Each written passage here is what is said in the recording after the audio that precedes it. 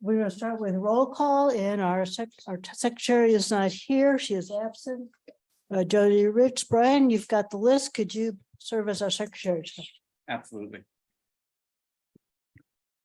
All right, Sam Wallach. Daniel Rosenberg. Present. Tim Spiegelglass. Present.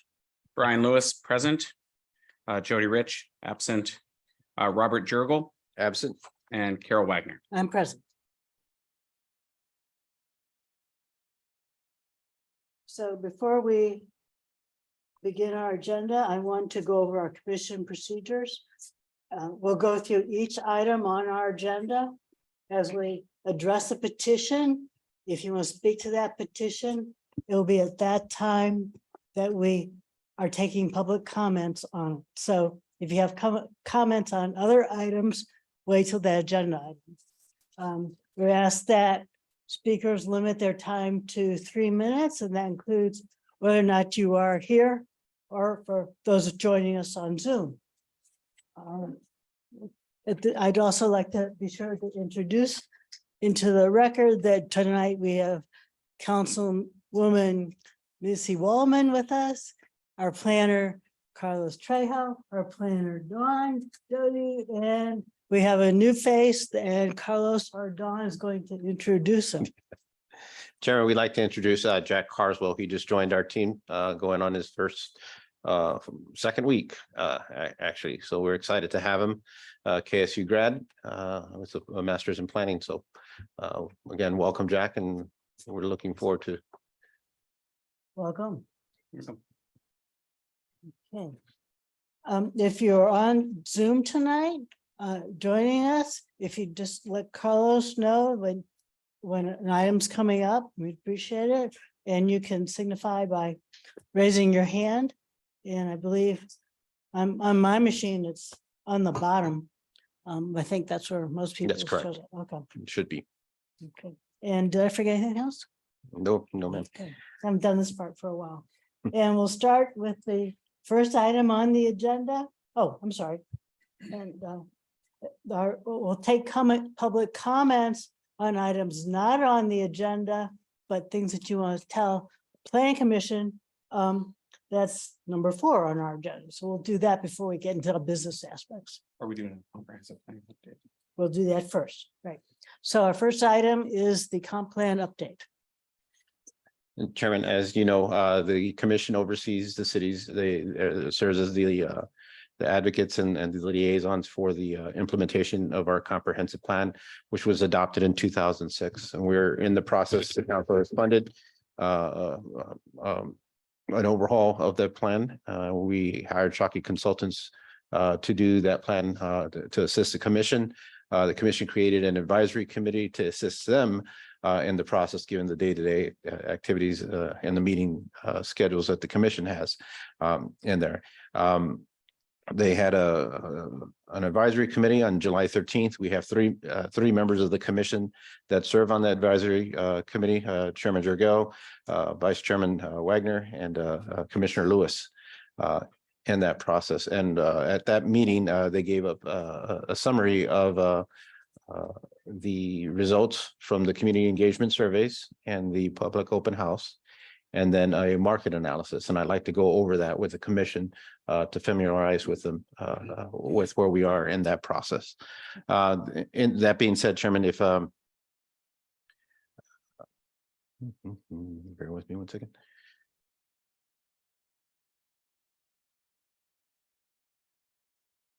I did not open that one yet.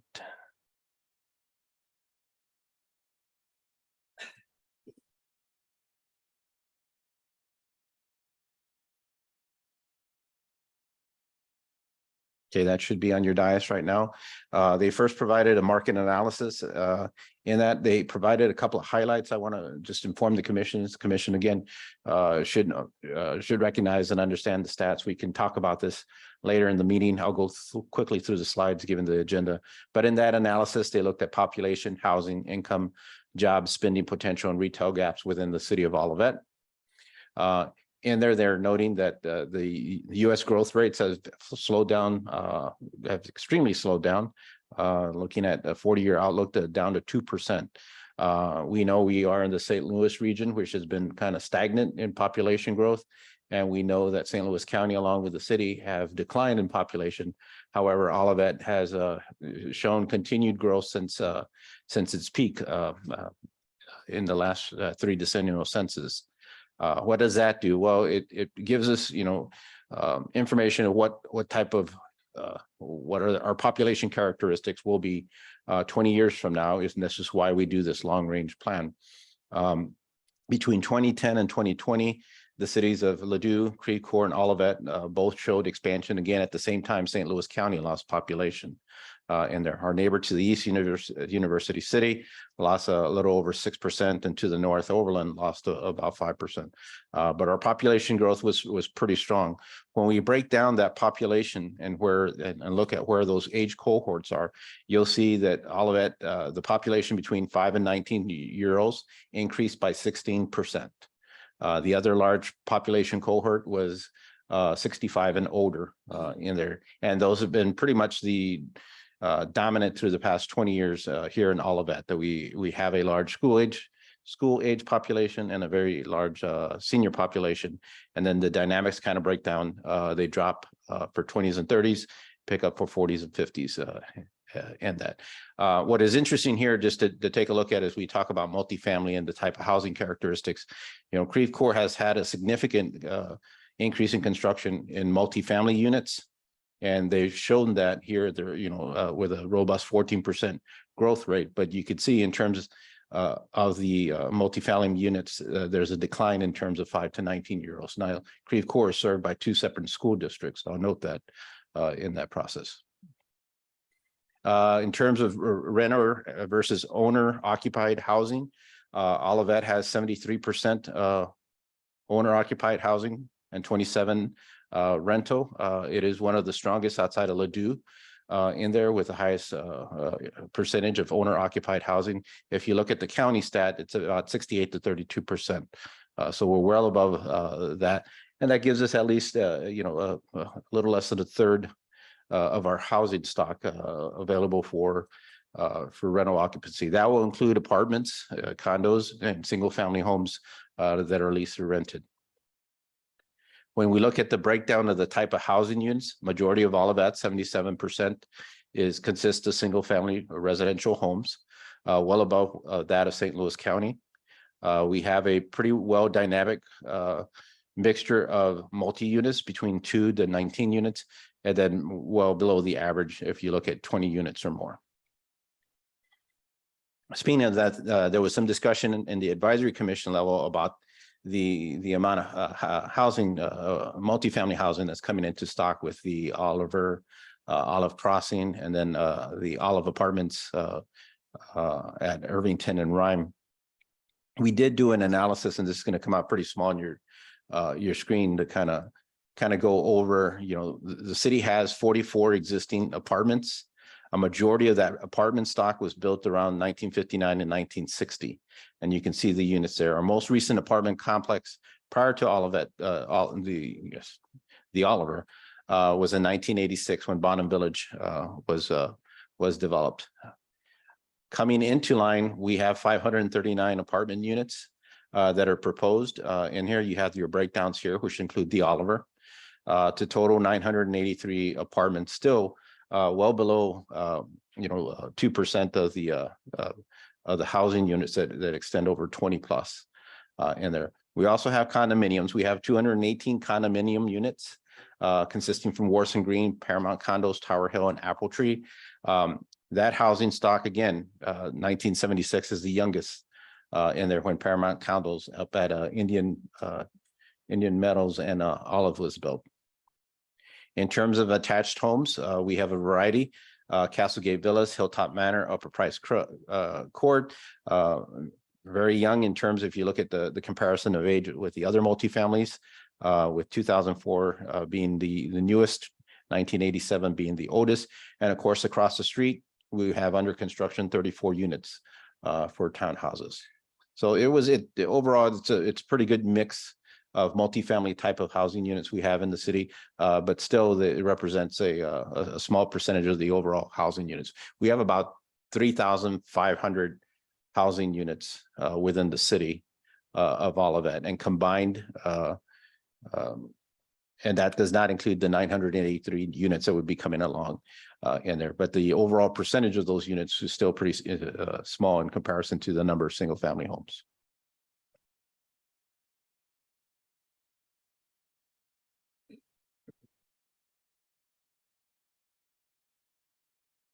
Bear with me 1 second, Chairman. Overall, we predict a 5% population growth, which would be above the U.S. average in there. But again, we're in a pretty fragile region right now in terms of population growth, and any that impact, and along with the 83 communities in the county and the 7-county region, including the eastern side, can have impact on whether that sluggish growth continues.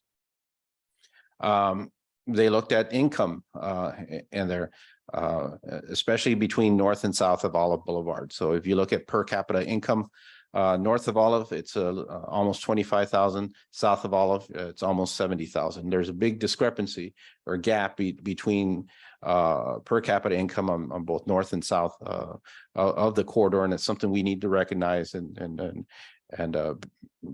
be able to address and try to tackle that gap, or the distinguishing differences between those two as we look at our long range plan. We are looking at what those total amounts were back in 2010, because we have that data, and we'll get that to the commission as soon as we put that together. Another positive thing in terms of the market analysis is Olivet is an employer type of city. We have over 78,000 people coming to work here in Olivet every day, every weekday, and only about 35,000 that go out of the city to their work. So that's an impressive number, and it's one we don't recognize or note, that we are an employee-based city with some big business entities, including Enterprise Fleet Management, U.S. Bank, HDIS in there, and who are some of the other Murphy Company. the Murphy companies, correct. And so in addition, they looked at what they called a spending potential index, and this kind of gave an idea of where are gap opportunities economically that the city can look at as it explores different business types in there. As you look at, they gave a comparison of what exists within a 5, 10, and 15 mile range, and that's what these bars represent. The line here represents where you're you have an overabundance in the market. Going past that is that there's an opportunities for these type of businesses within that market in there. And then they put together a spending potential index just within the city or individual cities. And you can see all of that, there are opportunities for household furnishings, dining experiences, recreation, entertainment experiences, and apparel. In terms of the engagement and what they heard back from the surveys and the community input process, again, we had 120 plus attendees attend our open house, and on May 18th. Of those 120, 76 completed surveys. In addition to that, we had surveys that were out posted on our website, and over 351 surveys were completed in there. So this is kind of a summary of the results of the survey information that was received. And there, overall, it provided an impression of Olivet, questions about housing, the Olive Corridor, walkability, diversity, the environment, and then additional topics regional wise.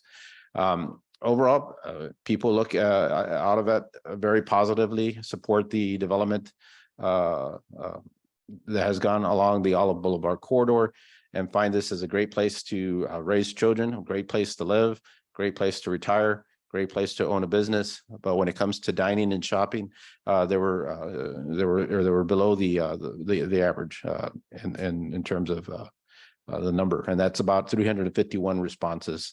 And if they were asked if they saw themselves living in Olivet in the next 5 years, and well over 87% indicated that they would. And there, in terms of housing, so respondents said they'd like to see more housing that attracts moderate income earners, more walkability. In terms when it came to first-time home buyers and young adult, support was not as strong on there. They wanted to kind of age in place, cognizant of housing affordability being a great challenge, and also talked about the housing affordability in various housing types to maintain a range of diverse sources throughout the city. When it came to Olive Boulevard, people were positive in terms of the developments that have been occurring and the changes that have happened over the past 20 years. It's not about yesterday or the last month or the last year or so. This has been since the adoption of the previous plan. In terms of issues that they envisioning in the survey, strong support for outdoor and green spaces, quality development, apartments. What many did not advocate as much for or dissatisfied with the opportunities were walking environments, retail, the lack of retail, and the availability of anchor stores. But again, our current comprehensive plan is specific to limit anchor stores, and that's something we'll take a look at as we go through. And there, they talked about walkability, and they're looking for increased opportunities, a safer environment, and the ability to accommodate multi-modes of transportation, including pedestrian and biking. And then not as concerned about having the access into Olive Boulevard, but more interconnected amongst its neighborhoods and the parks. Top concerns for the environment, and this is regarding just issues surrounding the environment, was the preservation of natural areas and habitats, stormwater management, sustainability management, water quality, air quality, understanding the intense weather events, greenhouse reduction, solid waste management improvements, and others in general. Diversity was a common theme in the majority of the surveys. It was considered by well over half the respondents very important. And when they looked at the community vision and issues survey in terms of themes, diversity in race, diversity in income, diversity in nationality, diversity in age were the most prominent as people consider what they saw in terms of diversity. Restaurants, we heard that routinely throughout the surveys and at the public engagement process, and more specifically, more personal type of restaurant establishments as opposed to chains, drive-throughs, and things of that nature. And that's one of the things, when we look at the corridor and what exists now, there's a variety of ethnic, multinational, and mom and pop type of business establishments or restaurant establishments on the corridor that we need to make a better effort to try to promote and such. We have from Revel Cup, which specializes in Ethiopian coffee, have Mr. Sushi. We also have Shabu Shabu, which is a Taiwanese in there. And then even at the Amico station, they have Indian and Pakistan prepared foods and their facilities. And, we need to remind people and make them informed, that we're making those efforts to try to diversify our dining experiences throughout the corridor and there. In terms of apartments, mixed results. I think the committee is going to be struggling in terms of what is the definition and how people view apartments. Are they talking about multifamily, which could include condominiums, attached housing, and all that, or are they talking about rental apartments? So that's something we'll probably get in more discussion to get a better understanding of what the reference is. And again, there's two different types. And there is it really more about multifamily? Is it about height? Is it about the density? Or is it about the type of lease or for sale options that are being offered? We did have a good mixture of participants throughout the community. And there, we are working to, further engage with areas that just didn't. We didn't have a lot of demands, minorities and ethnic households. And then we'll start stakeholder interviews with commercial and residential developers, some community groups, and then some environmental interests in there. So that's just a very quick summary. I appreciate you providing that opportunity to get up to speed in that. And then, Chairman, as there's more that we'd like to discuss, I'd suggest we do that at the end of the meeting. Sure. Thank you. I'd like to move on, and our next item on the agenda are public comments. At this time, we'd like to take any comments that should be directed to the Planning Commission on an item that is not on the agenda, and that could be whether or not you're here or if you're joining us on Zoom. We welcome them, but now would be the time to mention those things. And Carlos, do you have any hands raised? No, ma'am. Okay, so then I don't see any here, so then we'll move on. So we've got an inverted agenda this evening. And our first item is going to be the new business, and then we'll deal with old business. And our first petition on our calendar for new business is 9214 Castlereagh Court. And the petition type is a site plan, community design, and concept stormwater management plan review. And it's a residential addition. And the petitioner is Katie Wibbenmeyer. Did I pronounce that correctly? Correct. And Lauren Strutman Architects. And the property owner is David and Tara Tesmer. And Carlos, do you have a report for us? Yes, Chairman, first I'm going to note we got 3 residential projects before the commission. I'm going to talk a little bit about the why what the review processes are for each, because it's applicable in each of these cases, just so the commission is aware. And then secondly, I want to note that we have 4 commission members in attendance, enough to have a quorum and a meeting discussion. However, when it comes to voting, if all 4 members have to vote. If we don't have 4 members to vote, we can't take action on an item. You need a minimum of 4 votes, whether in accumulation, to be able to take action on an item. So, any questions on that, or did I explain that okay? What did you mean by in accumulation? So it doesn't matter what the vote count is for yay or nay. It's just that there has to be 4 votes present at that time. Okay. And as long as I have 4 members represented on the dais, we can have discussions, public input. And then when we get to the voting process, again, not knowing on each of these 3 houses, if it impacts individuals here, we need to know on that. Okay. Okay. And now, in terms of types of reviews for residential additions, if they meet a certain size or exceed a certain size, and all new homes are required to go through community design review. And under the community design review, these are not ordinance required principles, but a process for the city to encourage good design. And the city has put together a booklet that identifies 8 design principles along with 2 other references for additions and accessory structures to help guide developers, petitioners, designers, architects, engineers in terms of what the city sees or visualizes as good design in there, and encourages out of the box and creativity in the same process in there. What I'll stress is in no case are these code required. They're subjective. That's why we have a group of 7, or in this case 4, to have that discussion, make those determinations. Those decisions should be referenced to our guidelines and the illustrations that are on there. So if we start to deviate from the illustrations that we provide out to the public, then we need to go and make changes to those guidelines. And again, these are guidelines. These are not code requirements in there.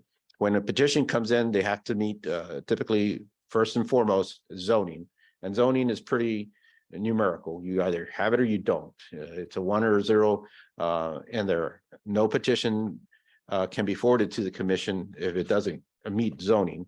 So from that basis, the city's authorized specific setbacks, heights, placements, and things, and Don, Jack, and I review those for compliance. And if they don't comply, they wouldn't be here before the commission.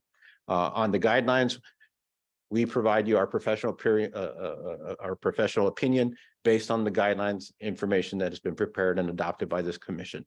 And again, they're guidelines, they're subjective, but we kind of look at past precedent by the commission, what they've approved before and what they haven't. And then we help guide developers, petitioners, architects, designers, on those preferences.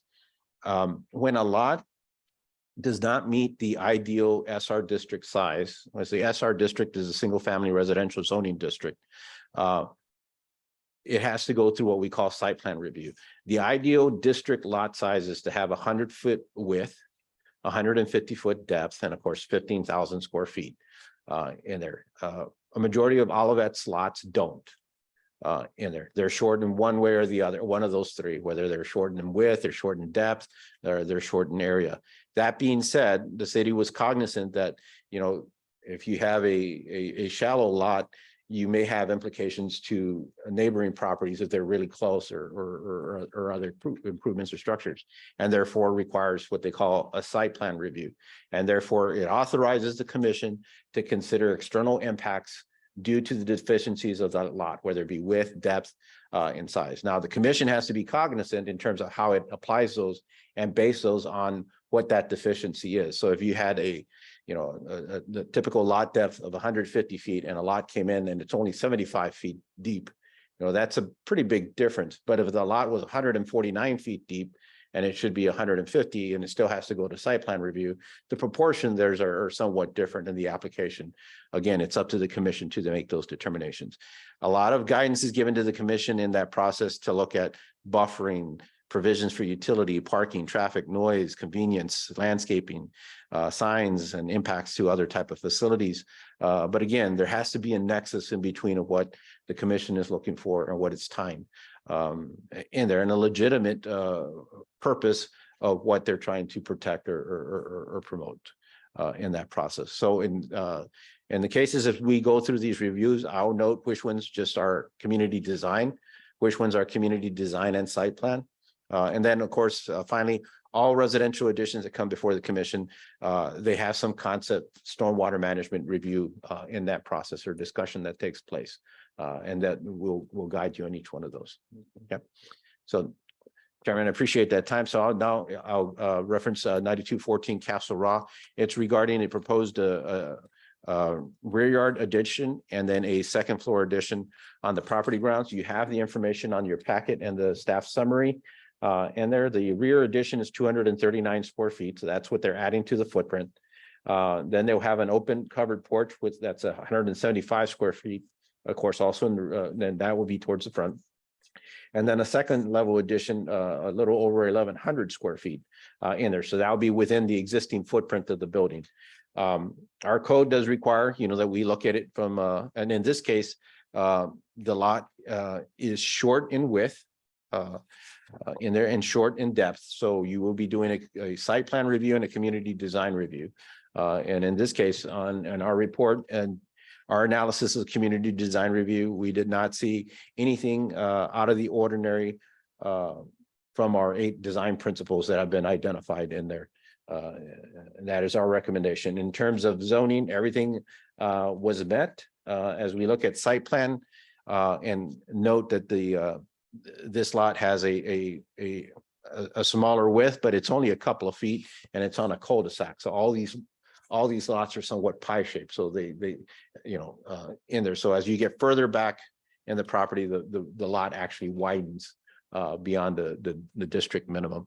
And then the lot is short. In this case, depending on where you measure, I'm going to use just on the survey, 119 feet, which it should be 150 feet. And again, there goes that nexus. But if you look at your aerials and there, it backs up to a lot owned by Ameren UE that contains a substation, which borders a MSD channel.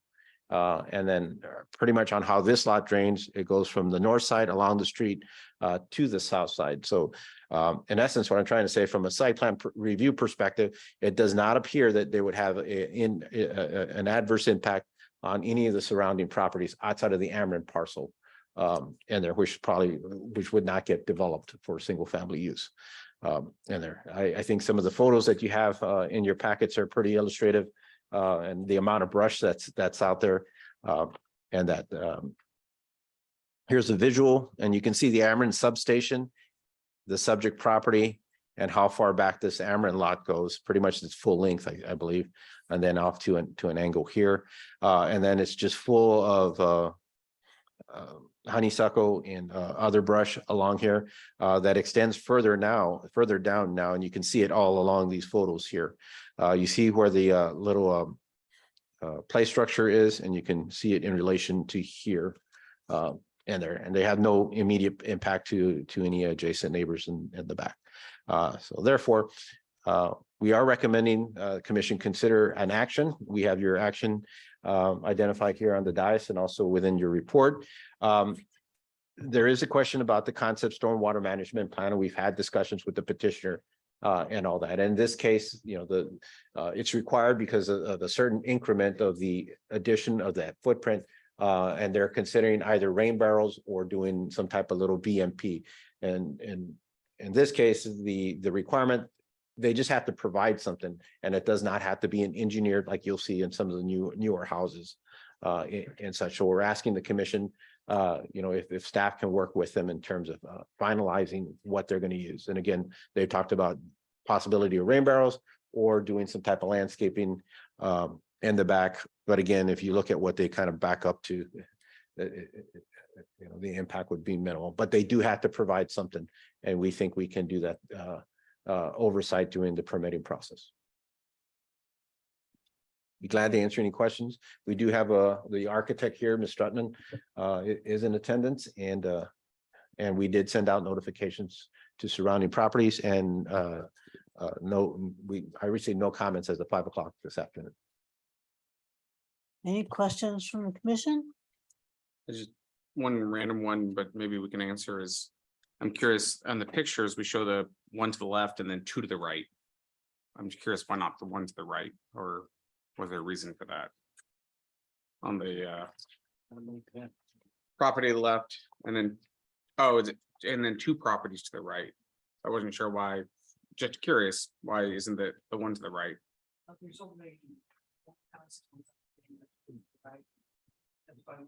Understood. Oh, you're showing both of them there. I apologize. Okay, I'm with it. Thank you. And Could you, for the record? Turn the mic on, please. Great, Please okay. press the button. Press the button on the mic. Thank you. My name's Thank Lauren Strutman. I'm the architect, and I'm here with David Tenzer, the homeowner. Does anyone else on the commission have any questions? Well, thank you very much for coming. You're welcome. Because anybody on Zoom have any questions? none that I recognize. No, Chairman, not for this item. Sure. Yes. Make a motion. We're ready for motion. Didn't, I thought they did. Oh. Okay. We asked the audience, right? Yes. Okay, all right. I would like to make a motion to approve the petition for site plan and community design review and authorize staff to ensure a concept stormwater management plan is submitted and compliant with section 422.080A.3 is submitted for a residential addition at 9214 Castlereagh Court as presented in the memorandum from the Department of Planning and Community Development dated July 20th, subject to any staff conditions noted therein. Do I hear a second? I'll second. We have a motion and a second. All those in favor? Why don't we I'll take do a roll? roll call vote. Okay, thank you, Chairman. Commissioner Spiegelglass, Approve. Commissioner Rosenberg, Approve. Commissioner Lewis, Approve. and Chairman Wagner. Approved. And the motion passes unanimously 4-0. Ms. Strutman, I will tell my spouse that you are here. Tammy Williams, you've worked with her before. It's a pleasure to see you finally in our community. Thanks. I thought you looked familiar. Thank you so much. Thank you. Thank you. Thank you. We're ready to move on to the next item, which is 537 Long Acres Lane, petition type, community design and concept stormwater management plan review. It's a single family residence. The petitioner is Harry Freeman, Freeman Homes, and the property owner is Freeman Homes. LLC. Pros. Chairman, we received a petition for a new single-family home in the Birdie Lane subdivision, which are addressed off of Long Acres Lane.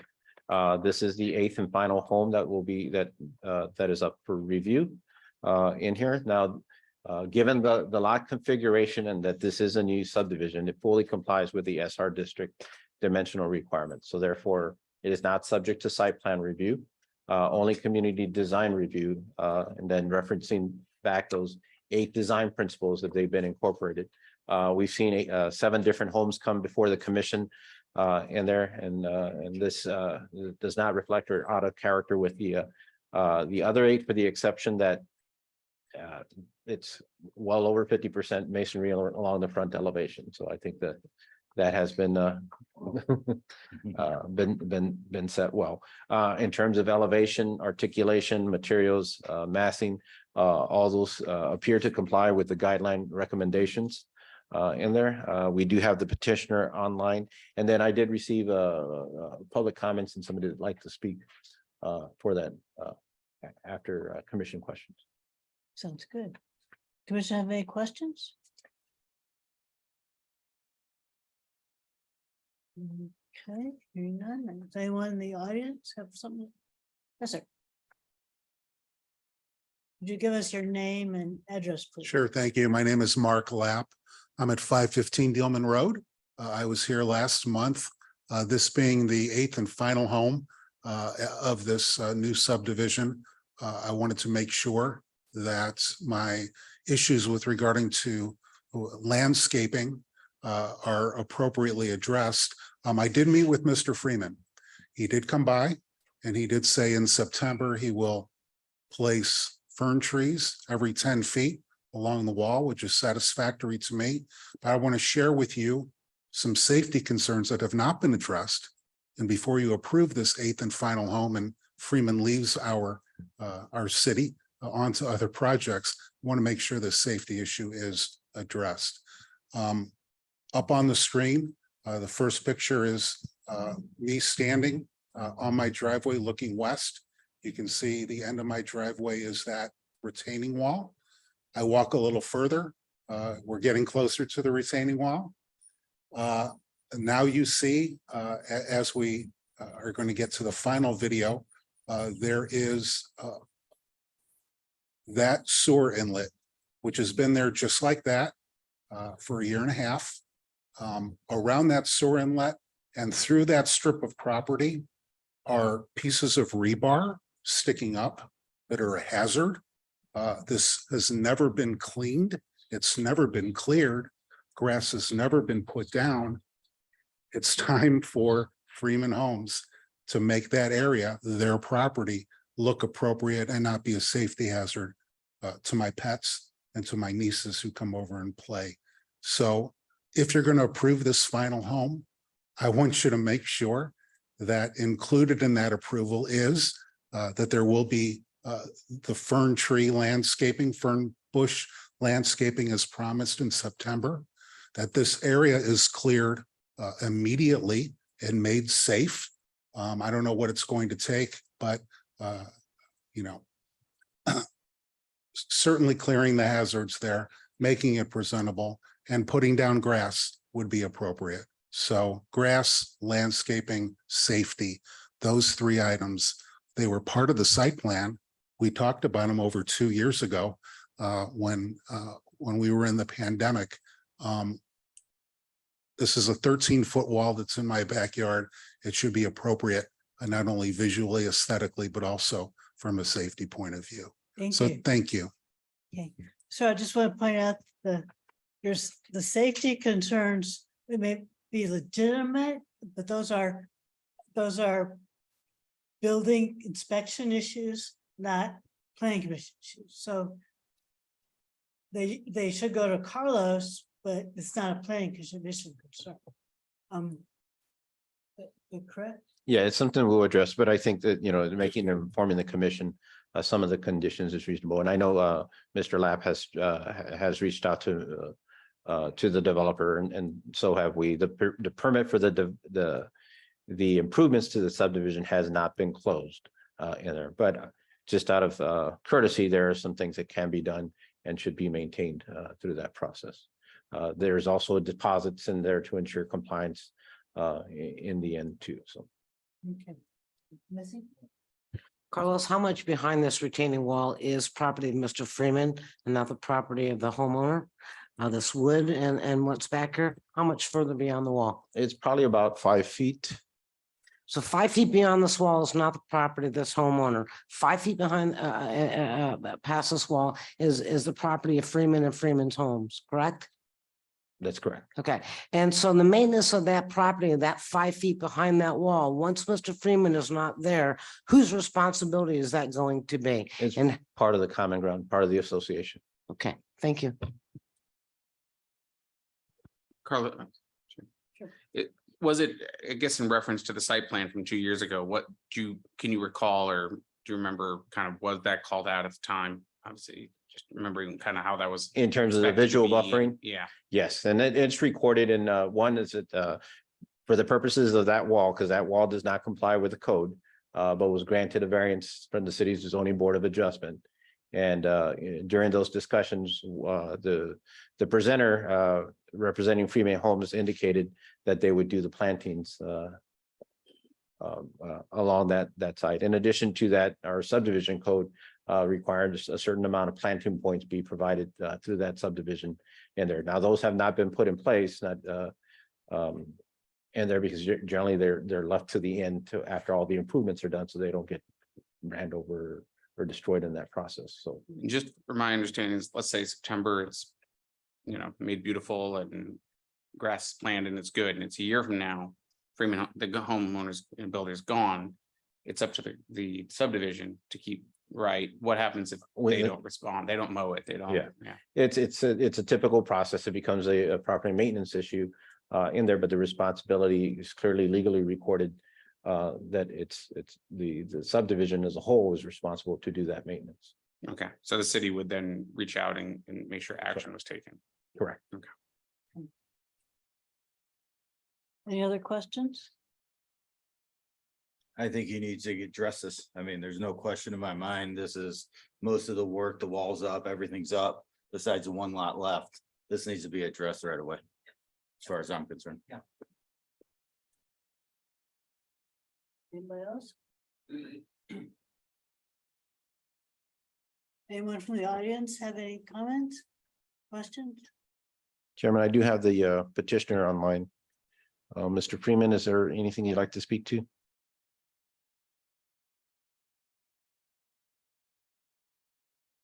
One second.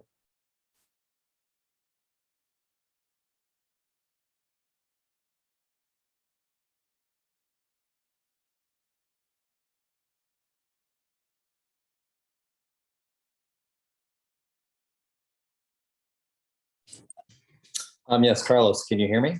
Yes, you can be heard. All right. Yes, not a problem. I met with the homeowner. We are going to be planting some pine trees back there for him every 10 feet. I spoke to him. The reason why we didn't plant them is basically if we would have planted them in this a month ago, they would have all died. Since there was not a sprinkling system back there. We went ahead and weeded and cleaned up. But if you look at that fence and everything that you're looking at this picture right now, that's not on my property. Just so you know, like all that debris, that's not mine. I just want the committee to know that because they're acting like it is. And it's not, it's the neighbor's property. But granted, the weeds do need to be weeded and cut. And I'm not debating that. And if you look on his property, if you go back to that picture, we have a contractor coming out to get rid of all of the hay bales and all that, just to make sure we didn't have any water erosion. And now that we don't, we're going to go ahead and pull that and clean that up. But we kept that during most of the construction due to the fact we did not want erosion onto someone else's property. And if you look at the fencing around the inlet, that is there to make sure that nothing goes into that inlet until everything else gets established. If any of you have any questions or But thoughts, let me know. I'm sorry, Mr. Freeman, it's established now, is that correct? It's not fully established yet. We're going to go ahead and pull out. But until I get the detention basin cleared on the other side of that wall, which you can't see in these pictures, we really keep all of those inlets until we're completely done. We won't, unless it's completely done, we won't pull those out. And Because we have to go, they have to I'm not go a clean those homeowner, sewers. but you guys are building all the houses besides the one that's left, pretty much. Everything on that wall is completed. So I really don't see why that wouldn't be cleared out and ready to go by now. Same thing with the detention basement, that's all done. You don't clean the detention basin until you're completely done. That's how development works. And Carlos, if I'm speaking out of tune, please let me know. But generally you go clean the whole detention basin, because if we clean it now from the siltation from the 3 lots of above, not all the construction's done. We have to build those 3 lots right next to the detention basin. And there could be erosion and siltation going down into that. So you clean as soon as all these, you're totally correct. As soon as all those houses along that side are done, yes, we go in and clean the detention basin and do that. Yes. So, and I'll note that detention basin is here at that, this green property here, address, I believe it's 519. This lot has gone before the commission, but construction hasn't commenced on there. This lot is before you tonight. And then this lot has also been approved by the commission. And I believe that one they've started with with some of the grading in there. And then as you get further to the north, one is under construction and one is occupied. So we still have some. You some still open have field along you the still have first 5 green houses here. under construction. Does that answer your question, Tim? I still think that that's on the other side of the retaining wall, and he should have his land cleared ASAP. No question about that. I don't think that's affecting the houses that are going across the street, and that should all be done right away. That's my opinion anyway.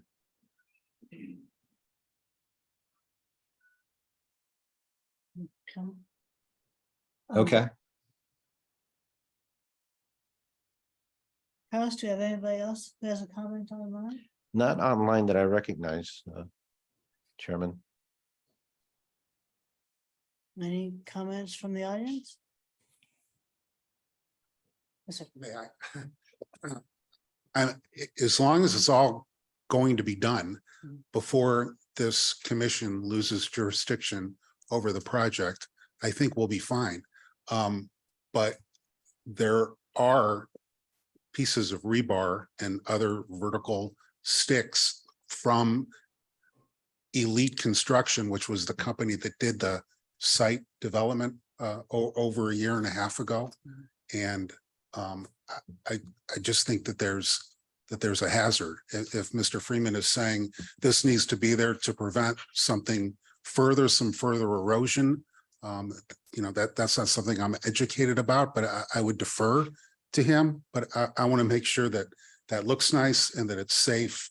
And if that's all going to happen in September, I feel that that's appropriate. I just want to make sure it happens. My suggestion to you is that you would sit down with Carlos and talk about that directly and show him. Because that's really not a planning commission issue, but it does need to be addressed. I mean, I thought the site plan came before this commission. We're not the code enforcement arm. We come before them. So Carlos also takes care of the code enforcement. So that's another aspect of his multifaceted job for us. So if you could talk to him directly and work that out, I'm sure he'll take care of it. But at the end, it puts it on the record and then the commission's aware. Thank you. Yes, sir. Thank you. Madam Chair, if I could ask one more question, just forgive me, but I heard two things. And I got black thumbs, okay? And I had pine trees in my yard and they all are cut off because I don't want stuff on my cars. But I heard the gentleman say it was fern trees, and then I heard Freeman Homes identify pine trees. They're not the same. So just make sure you're in tandem with whatever that item's gonna be. Because you said fern tree, he said pine tree. Thank you. Thank you.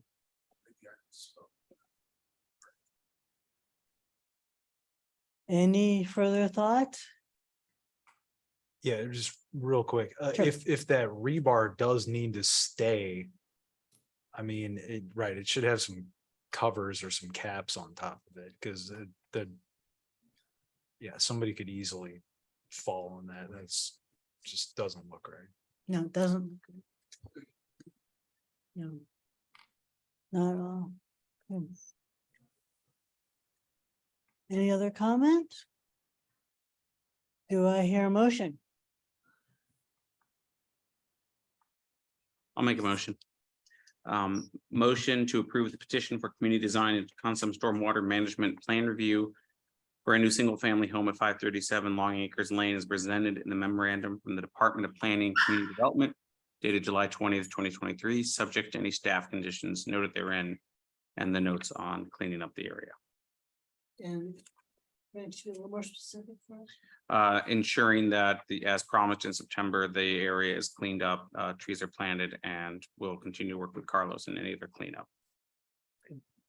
Second. A motion and a second. Take a vote, Carlos? Yes, ma'am. Commissioner Spiegelglass, Approve. Commissioner Rosenberg, Proof. Commissioner Lewis, Approved. Chairman Wagner, Approved. motion passes 4-0 with the conditions.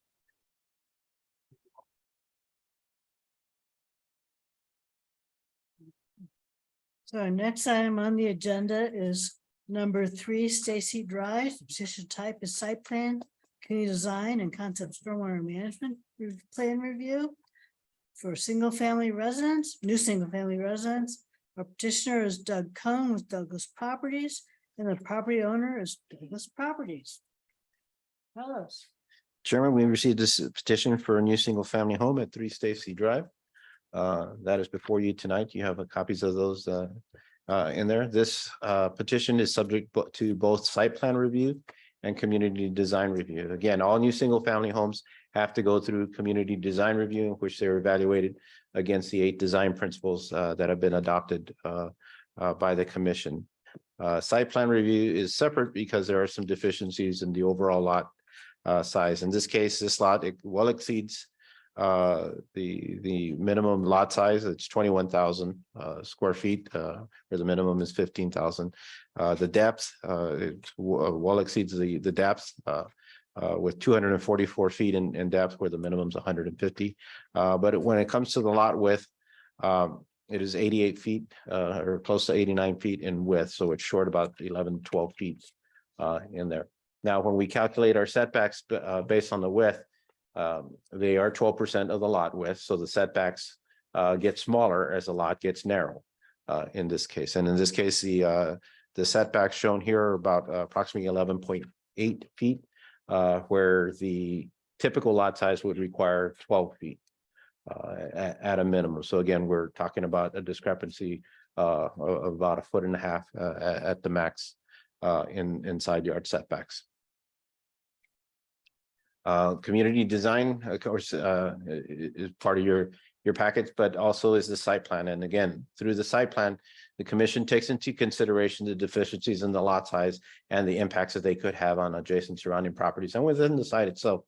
We've been part of your packet of information. There's been concerns about the front yard setback, the side yard setback, the east side building elevation, and stormwater management. And we do have a petitioner here that is going to talk about those. I'm going to go quickly over on some of those areas and how they're addressed as we go through the reviews in that process.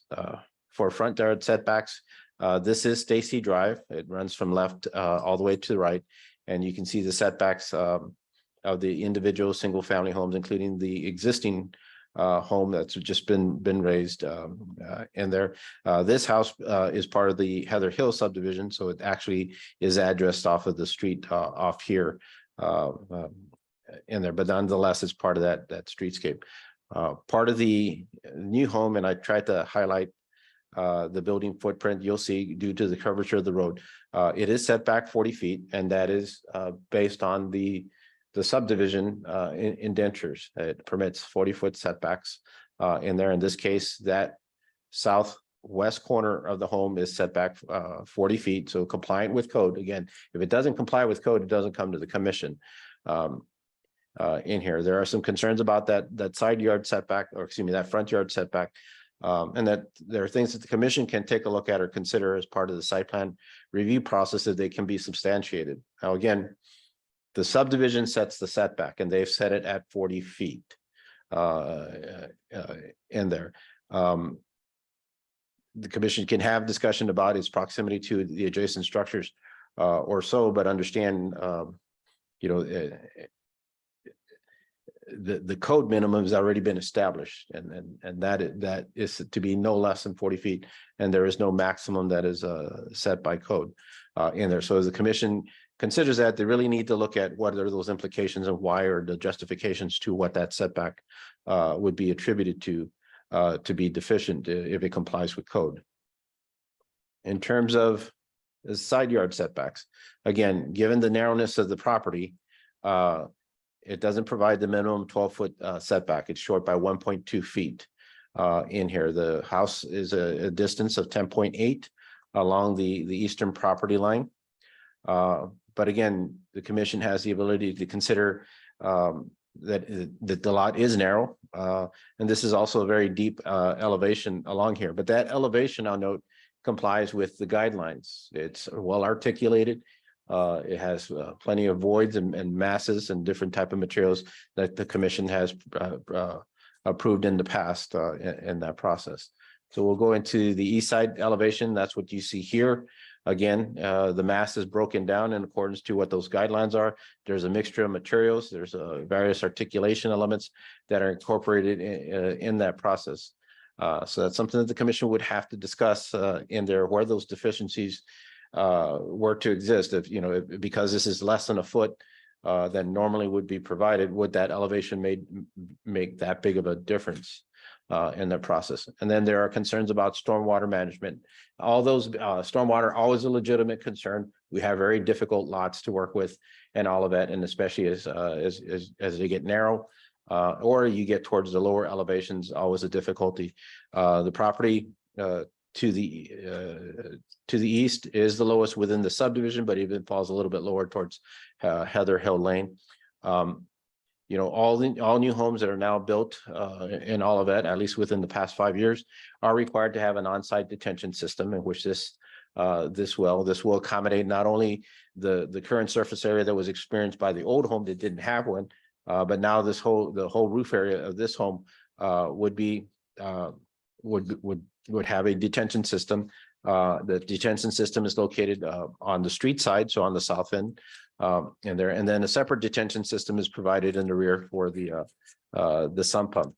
Overall, you know, property does get regraded, but in no case are they changing the current flow of stormwater. It's going downhill, and this is continuing to go downhill. Now, there are different slopes, different elevations, of course, but those are permitted by code. It's not that they're redirecting stormwater in different directions in there, but there are opportunities to work with the petitioner to ensure that you know, water is directed away from any home footprint or improvement that's directly adjacent in there.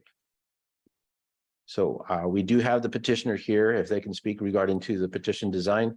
And if there is any questions that I can answer regarding the process and the procedure of this petition from a staff perspective, we have assessed it in terms of its community design, which are our guidelines again, and it is from the perspective of staff that all 8 principles are complied with in there. Now, the commission that requires collaboration and some type of consensus of whether they do or don't. We use the information you provide us in the past, the precedence has been set. And then even if there's any concerns that are expressed under this petition, we try to apply those in the future, but this gives us our consistency and our guidance to applicants, petitioners, designers, and architects. This home has been, similar footprint of this home has been approved in the past with the commission. I couldn't tell you what the lot characteristics were for each time that it has been approved. At that point, it gets down to the site plan and whether considerations of the impact to the surrounding property should be considered in the process. But again, I advise the commission, we're talking about a foot in that, and that may be a legitimate concern in terms of some of the massing in there, but the commission needs to be cognizant on how it's setting those standards. Be glad to answer any questions, Chairman. Anyone have any questions? Just to simplify, Carlos, like the current house that's there, what's the side yard setback? It would have been the same.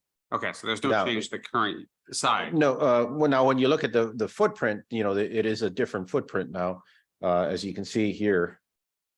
Yeah, in but it's here. still 10.8 or whatever. it Correct. was. Okay, It and was then actually closer. okay, and then the front was what in current The front yard setback is 40 feet. And that's- currently? Oh, no.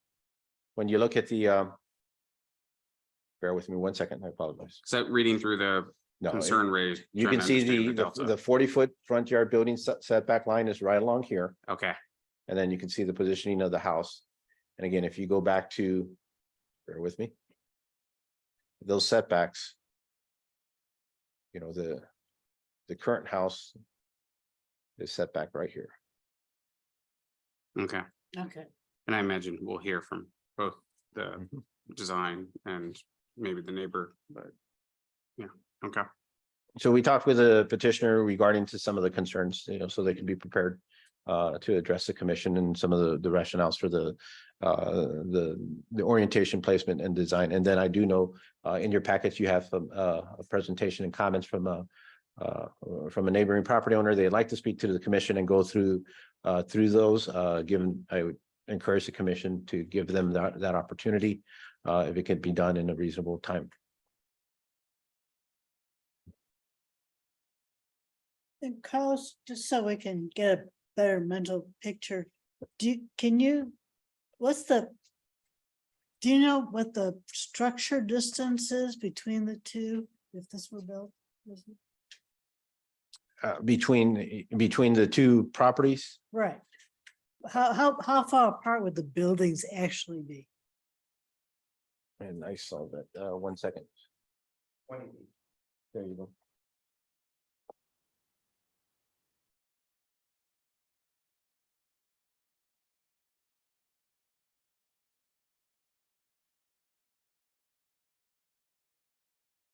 Bear with me 1 second, Chairman.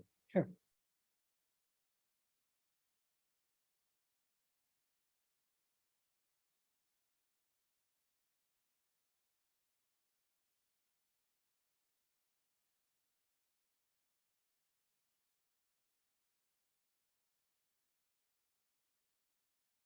You're looking at the 10.8 towards the rear.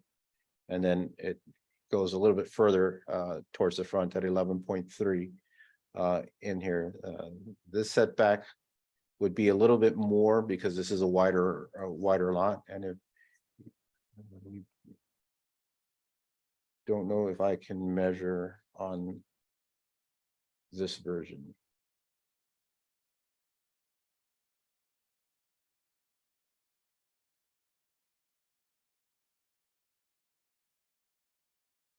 Yeah, so you're looking at a distance of about 23 feet. Okay, thank you. Just gives me an idea.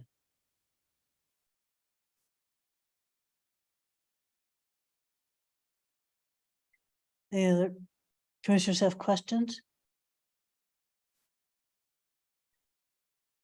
Being none.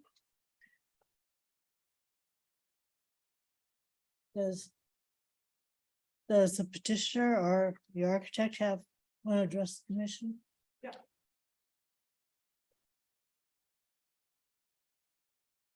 My name is Doug Cohen. And I am with Douglas Properties, and we are on record as the owner of the property title wise, but it is under contract. So I think we signed the contract a month ago, and the customers are coming from DC and they're spending almost $2 million for this site. And they went through a lot of pain and meetings to try to, this is their dream house, and they strategically placed windows in a certain place so that the views would be such, right? So, you know, the city gives us guidelines to work with, and we work within those guidelines.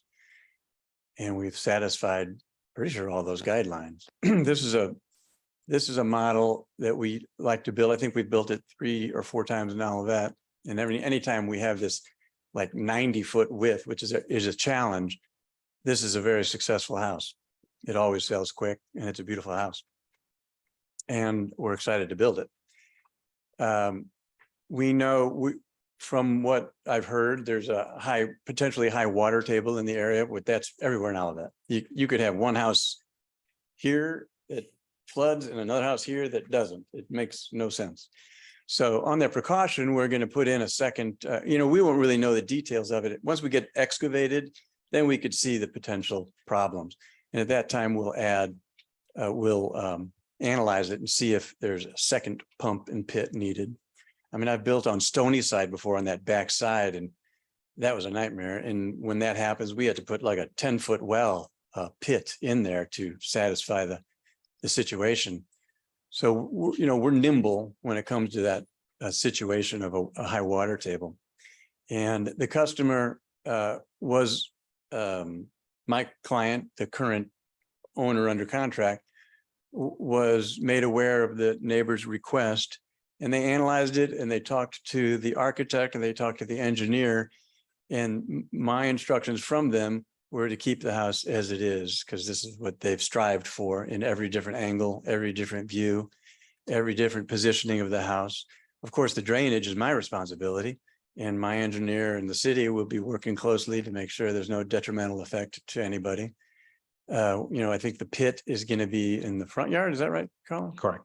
So we have all the rainwater from the roof going to the front yard. Everything is piped to it. Sometimes it's not a good idea to take the sump pumps to that pit because you can't see what's going on, and they have a tendency to clog, and then the basement will flood. We try to analyze that with the city's help once we see how active the pump is. And we definitely know how active those pumps are going to be when we're halfway done with the construction, because they're on right away.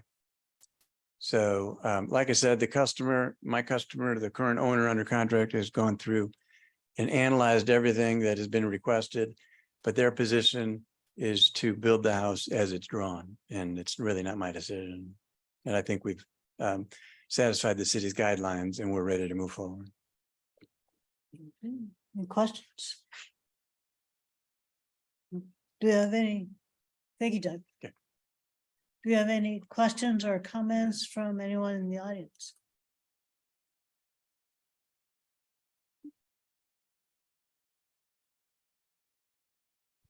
Evening, everybody. My name is Larry Norber. I live at 2 Stacy Drive, which is kind of catty corner across the street from the new build. I'm a 22-year resident of Olivet. I'm also and at that address, I'm also a 4+ year trustee of the Heather Hill First Edition Homeowners Association. So my wife and I live, like I said, directly, it's kind of across, but kind of catty corner to the new build. And by most accounts, it's a pretty cool house. I don't have any issue with the house. My particular concern is how the home sits on the lot and how it's currently planned with the 40-foot setback. And Carlos, I do believe if we're talking about the same guide, I read that guide that was on the website. It was very helpful. And so I've used the information that I got from that guide and kind of putting together my comments tonight. In taking a general view of the neighboring homes, it seems that the setbacks of the homes that are directly adjacent to the new build are considerably, significantly different from what the new build plan is. And Carlos, is there any chance you can pull up that slide that showed the new build in yellow and the two adjacent homes? Yes, thank you. Thank you. Perfect. And then the street is right there where the green, yeah. Bear with me one second. I just Okay. moved it a little bit too much.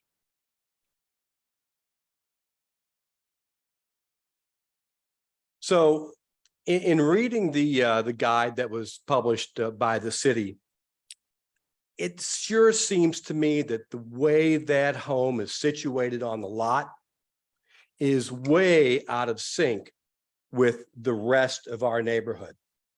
And the reason I say that is specifically, I took some measurements around the neighborhood. And for instance, my house has a 57-foot setback. I understand the minimum is 40. I'm 57.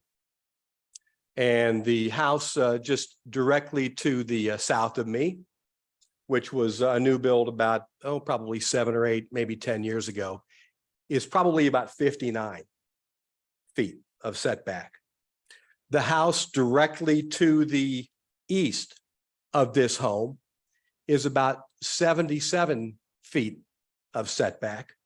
And then the house directly to the west of this home is a little bit more, as you can see from the drawing. So and also a home you can't see, which would be kind of catty corner to this new home, is set back about 65 to 70 feet.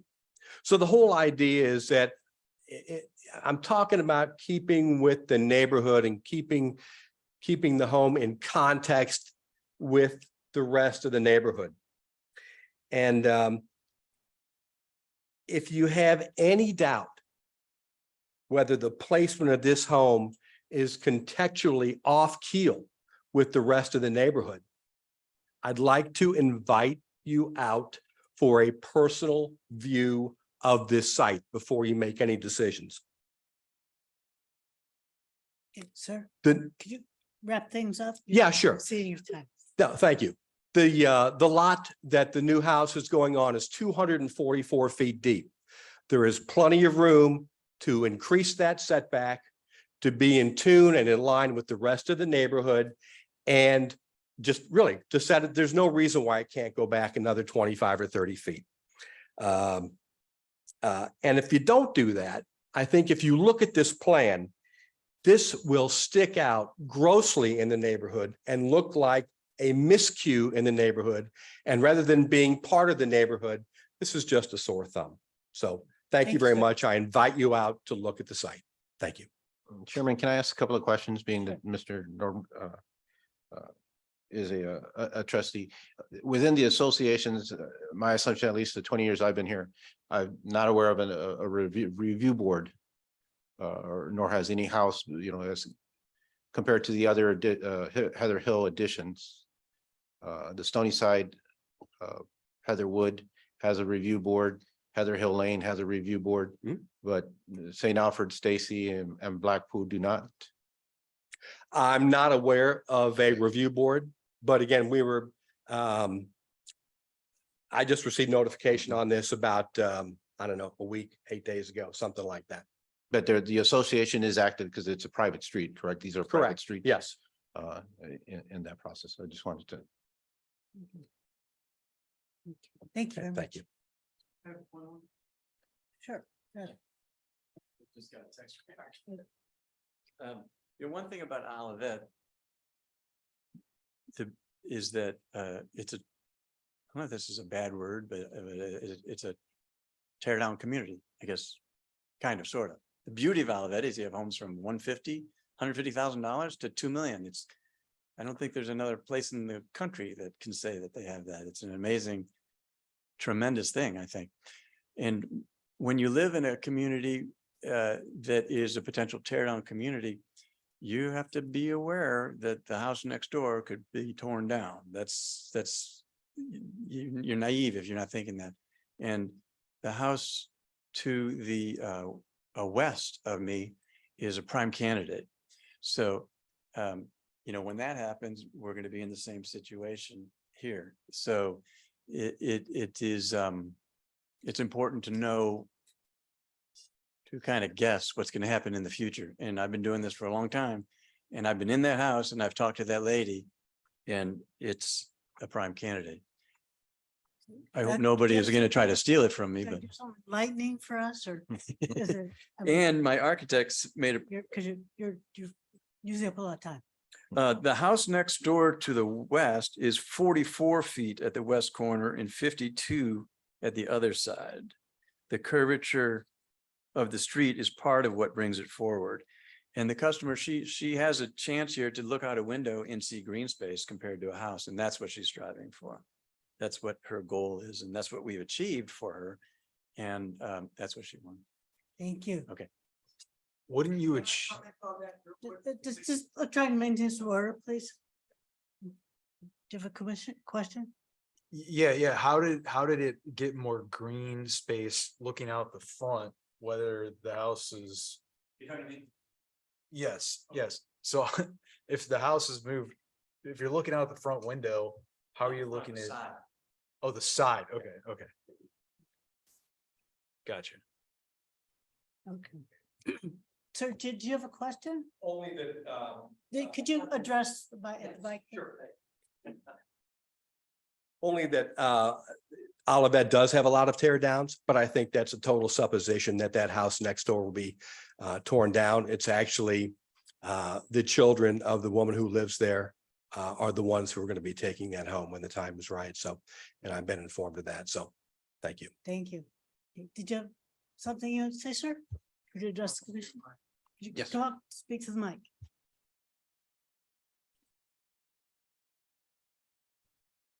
No, you can go ahead. It's easier for you. Good evening. I'm Corey Fate, owner of the house of 1 Stacy Drive, which is directly to the east of this prospective bill. The spacing between 1 Stacy and 3 Stacy is unique to the neighborhood. In fact, it's half the distance and the shortest distance between any two buildings in the neighborhood. And it's half the distance of the next, which is on the other side of it, between 3 and 5. According to the Olivet guidelines, all homes should respect the prevailing setbacks. Prevailing setbacks, not necessarily what was written in the indentures, the prevailing setbacks, which is approximately shown here in red. However, the proposed building position ignores that guideline and instead positions at the absolute minimum distance to the road allowed. Here you see illustrated over a Google map where you can see the proposed positioning is approximately 40 feet forward of the previous house, which is what 1 Stacy Drive, my house, used to build its setbacks when it was working with the Pcdc in 2014. As you can see, the effect of the position completely isolates 1 Stacy from the rest of the neighborhood. A further illustration of this fact is in this graphic showing 30 degrees more of my view of my dream home will be cut off. Here, the current view from my dining room window of 1 Stacy Drive, the red line there is for accuracy of positioning. Here's my new view. Here is the result of the placement of a 40-foot tall building 10 feet off of my property line. From the street approach, again, you'll see 1 Stacy in the distance. Again, red line for placement.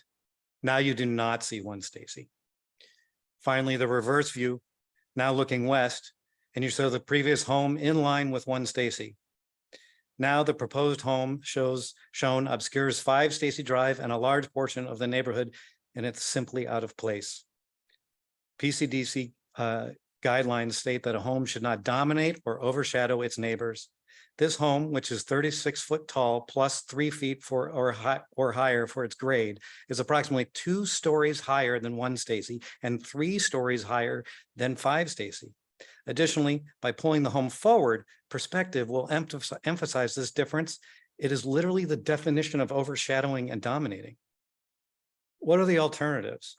I suggest the home could be both pushed back and mirrored for a number of reasons. The current orientation puts 13 windows facing one Stacy and which has the shortest setback of the entire street. This is 20 feet. This is 20 feet between these large investments, my investment as well as theirs. In addition, the 40-foot towering home will shadow one Stacy's solar panels located on the top plane. By mirroring the two windows on the garage side of the home, and the slight step down minimizes this violation of privacy and the reduction of power generation to my solar panels. By comparison, 5 Stacy Drive, which will be dwarfed by this house, has an additional 20 feet of privacy and shadow and will afford the new owner a far-reaching open view of the neighborhood. Anybody have any questions? Thank you very much. Thank you. Anyone else from the audience have any questions? Want to address the commission? Carlos, do you have anybody online? If there's anybody online that would like to speak, yes, we got one. We got a representative with the petitioner's architect.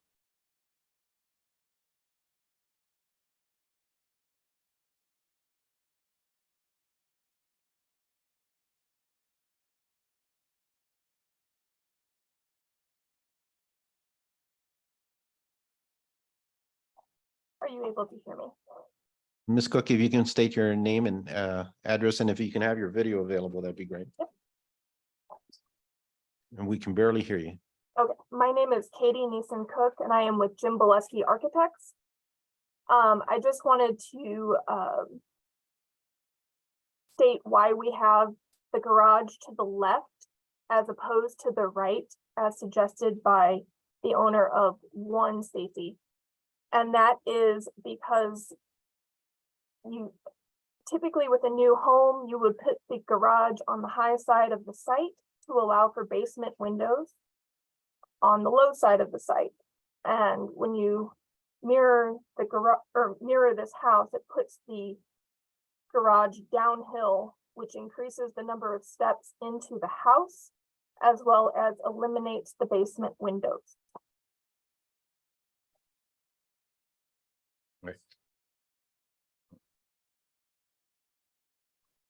Anyone have any questions for the? Chairman, in that, and I think, comments have been taken. The one thing that is clear as we look at both the guidelines and the site plan considerations of the surroundings. Really, in this slide here, the setbacks are set as to be the bare minimums, not necessarily the maximums.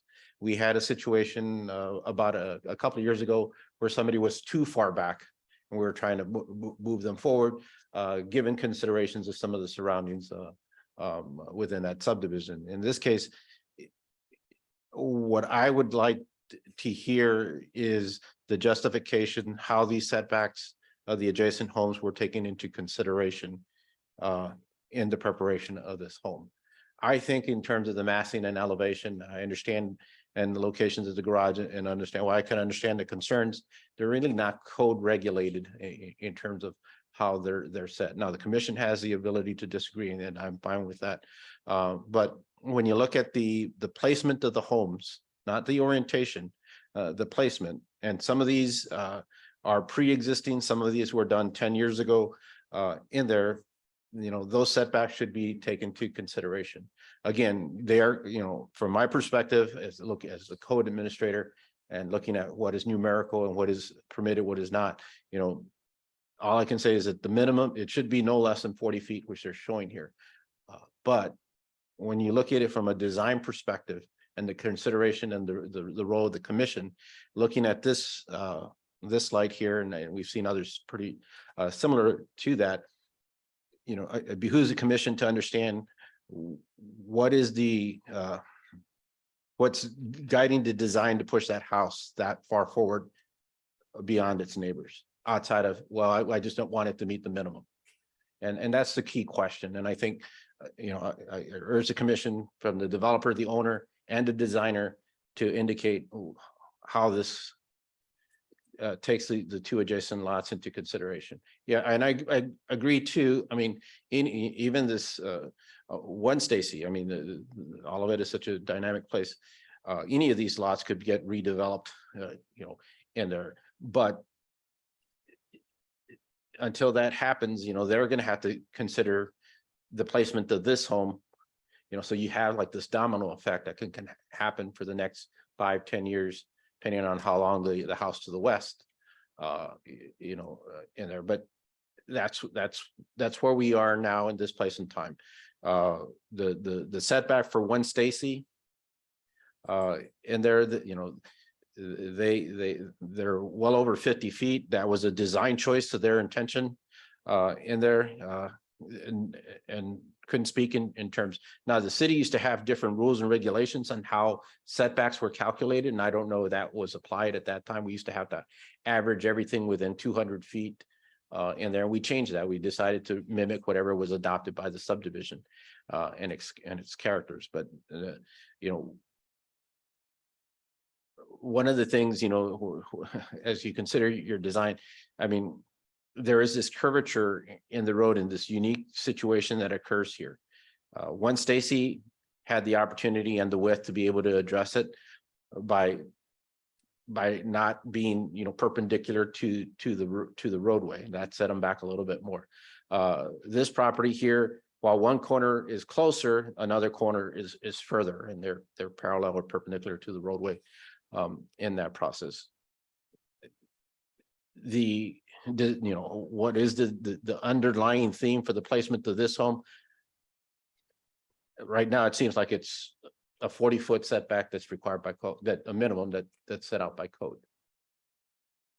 So again, I agree with the commission that, I'd like to hear why what's pushing this house so far forward. Is it for the purposes just to meet the code minimum? And there was no other consideration to this design? Or did they take into account something that we're missing here? And I'd like to know what that was. Carlos, I do have a question. Yes. When we measure the 40 feet, could you show us what we're measuring from? It would be the closest point of the new home to the road right of way, not the curb, but the right of way. Okay. I'm gonna go back So- just a bit because I have a little bit larger graphic. Bear with me. So that would be the yellow line on our, So it's this corner is at the 40-foot point. Measured from the road right of way. Now, the street curb is a little bit further out here. And none of the setbacks that are identified on that site plan here measured to the streets curb. They're also from the right of way line. okay. Thank you. Just wanted to clarify. On number one there, that furthest corner, I guess, on the south. What is that distance to the right of way right Is this there? here? No, on number one. Number one, from here Yeah. to here, I believe the survey kind of showed about 55 feet. Really? Bear with me 1 second and we'll get That's a little correct. clearer.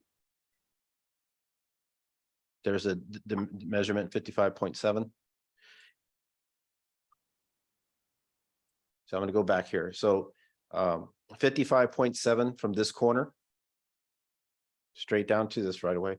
And then about 85, a little bit over 85 feet from this corner, straight down to the right of way. So again, you're looking at two lots that are kind of set back a little bit over 50 feet on each side.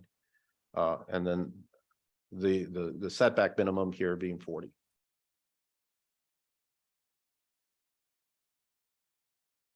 Carlos, I just wanted to point out that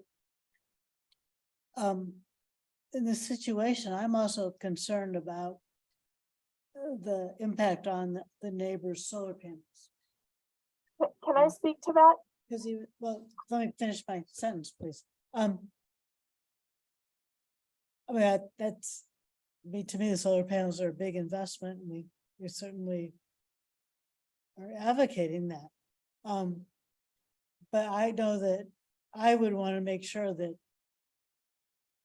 there's nothing in the house design, given its proximity, it's going to overshadow that. and impede their operations since they're already there. Correct. But the code kind of recognizes it's also that property owner's responsibility to be cognizant of what can happen to the adjacent property. They took a risk and that is okay. There's nothing wrong with that process, but the adjacent property always had the right, by our zoning codes to put a 35-foot tall rectangular box within the buildable area. They made the decision, and really it's a risk to do so, to have them on that side of the building in that location, and it's probably the best and ideal location. But they also had to have been cognizant that the neighboring property had the ability to increase its height at any time. In there, I'm sensitive to the issue. I understand it, but again, those panels the code's not written that the panels dictate what happens to somebody else's property. I understand. May I respond to that question? Did you, yes, do you have something you want to add? So on 3 Stacy as designed, the offset on the right side of the elevation, the front of that is the only portion that is 2-story. Carlos, can you point to the next offset back, the next corner back, to the north of where you just were? So come forward.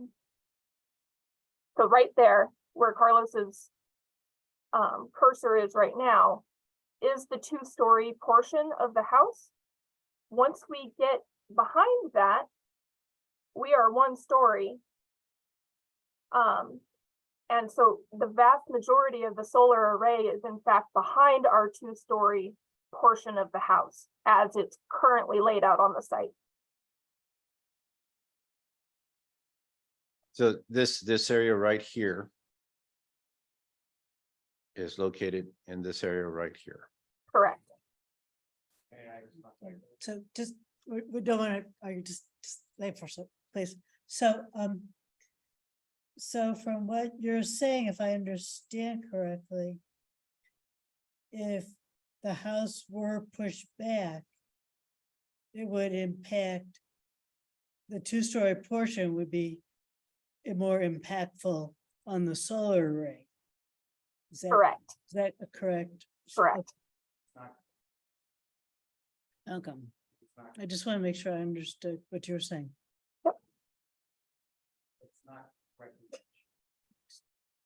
Can you come up to the mic? Sorry to speak out of turn, but it's not correct information. The sun is to the south and the shadow cast that way towards the north in that direction. So that position cast onto my solar. Further back, cast off of my solar, which is also why I suggested flipping the house, because the setback then provides enough shadow distance for it to do. It's not all day. I don't want to make mountains out of molehills. It's not all day. It's a portion of the day.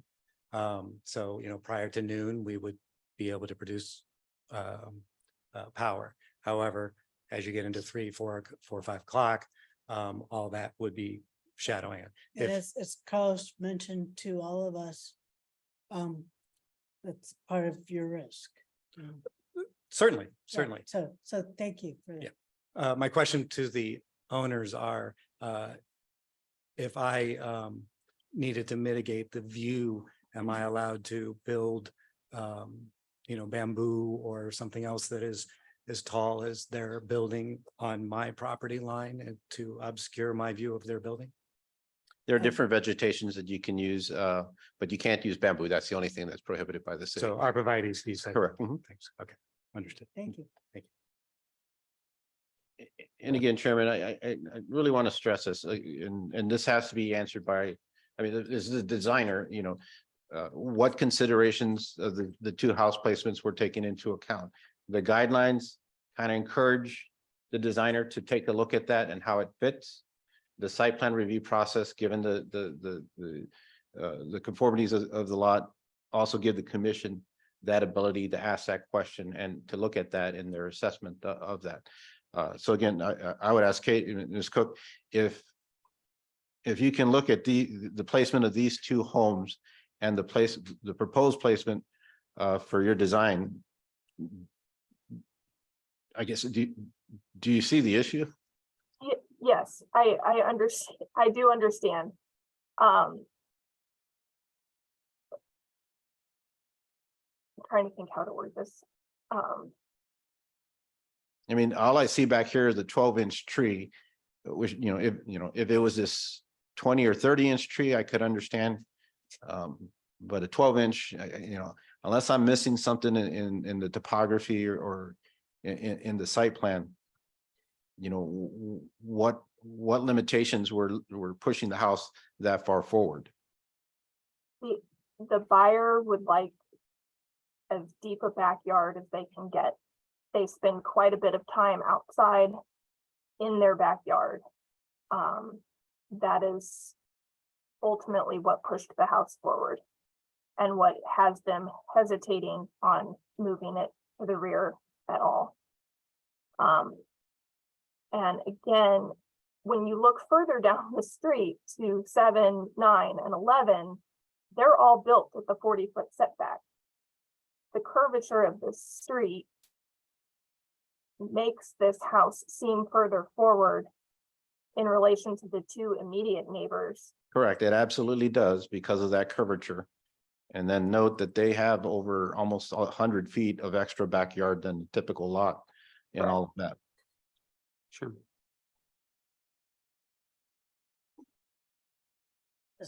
I tend to agree, and I think when we look at this in the past, when we've looked at these situations and all of that, I think we've always asked for, conversations to happen, and it does seem out of place, and it's because of the curvature, it's because of the desire to be forward, but I do worry about the impact. And then to your point, the domino effect of the one next door gets torn down, well, they're moving forward then too, or someone else is moving back, or we end up with Tetris in that regard.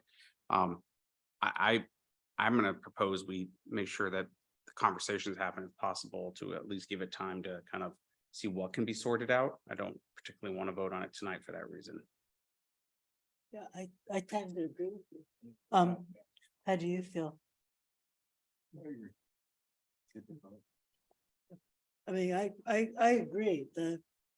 With the request that people The start house- negotiating and the having that house- conversation. definitely appears to be, well, it meets requirements. It appears to be just way out of place and too far forward, and that disturbs me, to say the least. I mean, I would not expect something to be perfectly lined up. That's not what you're gonna find all that, but I think that if they could show a little more respect for their neighbors and come somewhat in line with the setbacks of everybody else, that would probably help. At least the effort.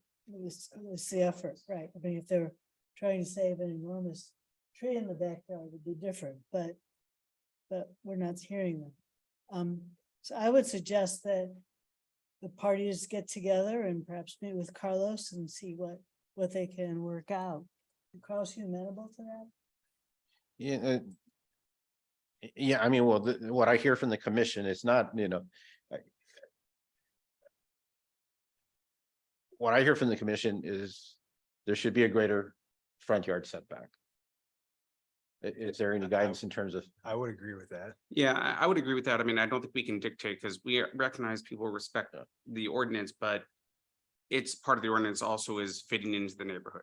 And so it's a gray area, but I think we're saying there's room. And again, especially if it was a shallow lot, it'd be a different conversation too. If it's a shallow lot and they had nowhere to go in the back, I'd be like, well, it blocks one's view and that's unfortunate, but there are options here. So I'm saying, let's explore the options. I would ask the commission to consider the setback distances from the corners of number 1 and number 5 at 2 points at the 2 far ends.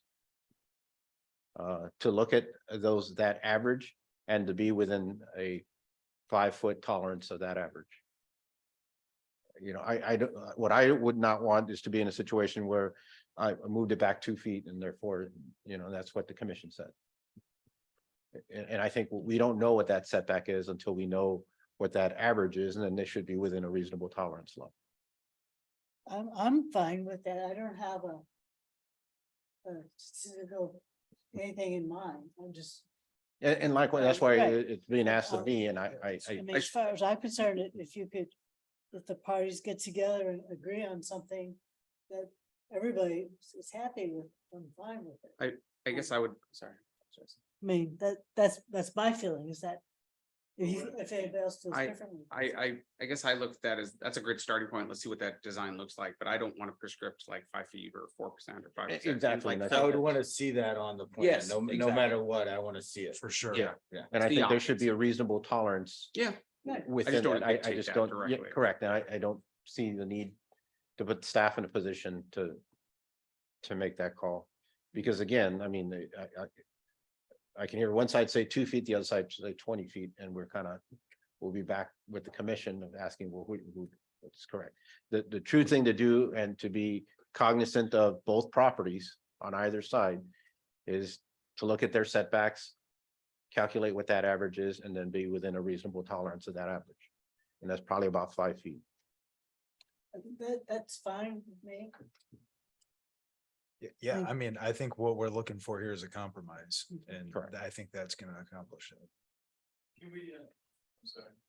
I'm trying to put this to bed, so can you chat on it and give me 2 minutes?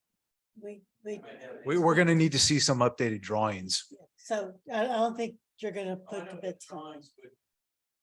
So You can't do that if there's an agreement made, then can't do that, Carlos, internally, make sure that it's the drawings. I'm not gonna vote on this tonight. We need something in writing and to see something on paper, Doug. Thank you. We have any other comments on this matter? Okay, we're gonna move on. There is a hand up online. So we're now on old business. And we're starting with 10401 F Bar Boulevard, RP Exotics LLC, petition types, a special permit request. Site plan, community design and concept, stormwater management plan review. Description is consignment sale of used cars, including marketing, transportation, and exchange. The petitioner is Holtzman and Sandy Mayer, PPM/Bauer LLC, and the property owner is PPM/Bauer LLC.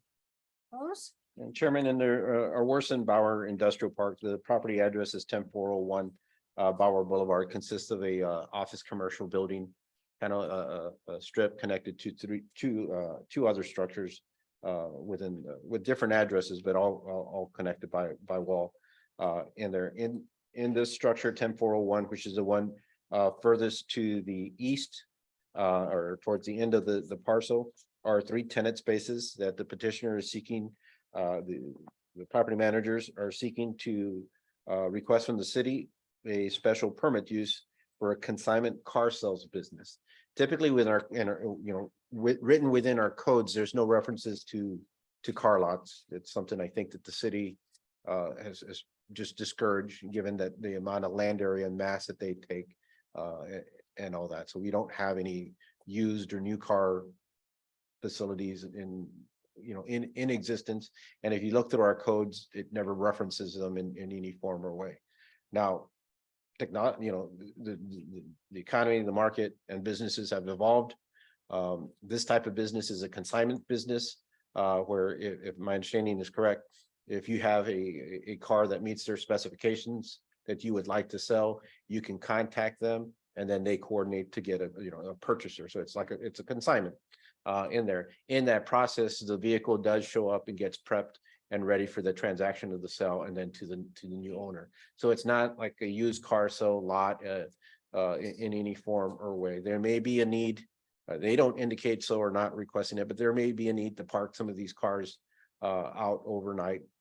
Parking is always a concern in terms of that they don't impact the parking for the other tenants within that space, and they have the sufficient parking to do so. A majority of the cars, given the type of consignment business that they operate, will be parked indoors, and this is a sprinkler building and has the provisions to do so.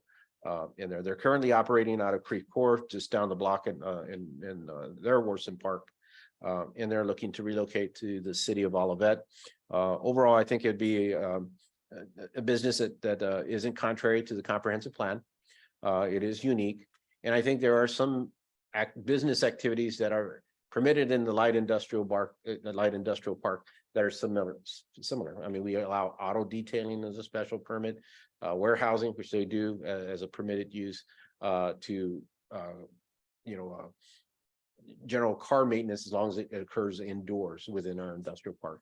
In this case, again, it would be sales in there, but in no way is it like a used car or new car dealership that you traditionally see. Most of this is now through the web and online. So what are special permits? Again, the commission holds the ability to consider whether this is reasonable, compatible with the district, and forward a recommendation to the city council. Commission doesn't have the final decision in this. We did send out notifications because of the type of use. The standards for the review, or is it compatible with the zoning district, listed in the zoning district? Does it further the goals of the comprehensive plan? Is a parcel suitable for this type of use? Will it alter the character of the development? And are there any efforts or needs to mitigate spillover effects? And then the commission reserves the right to impose any additional conditions. In this case, again, we do believe that there are other uses similar within this zoning district. It's not contrary to the comprehensive plan goals and objectives.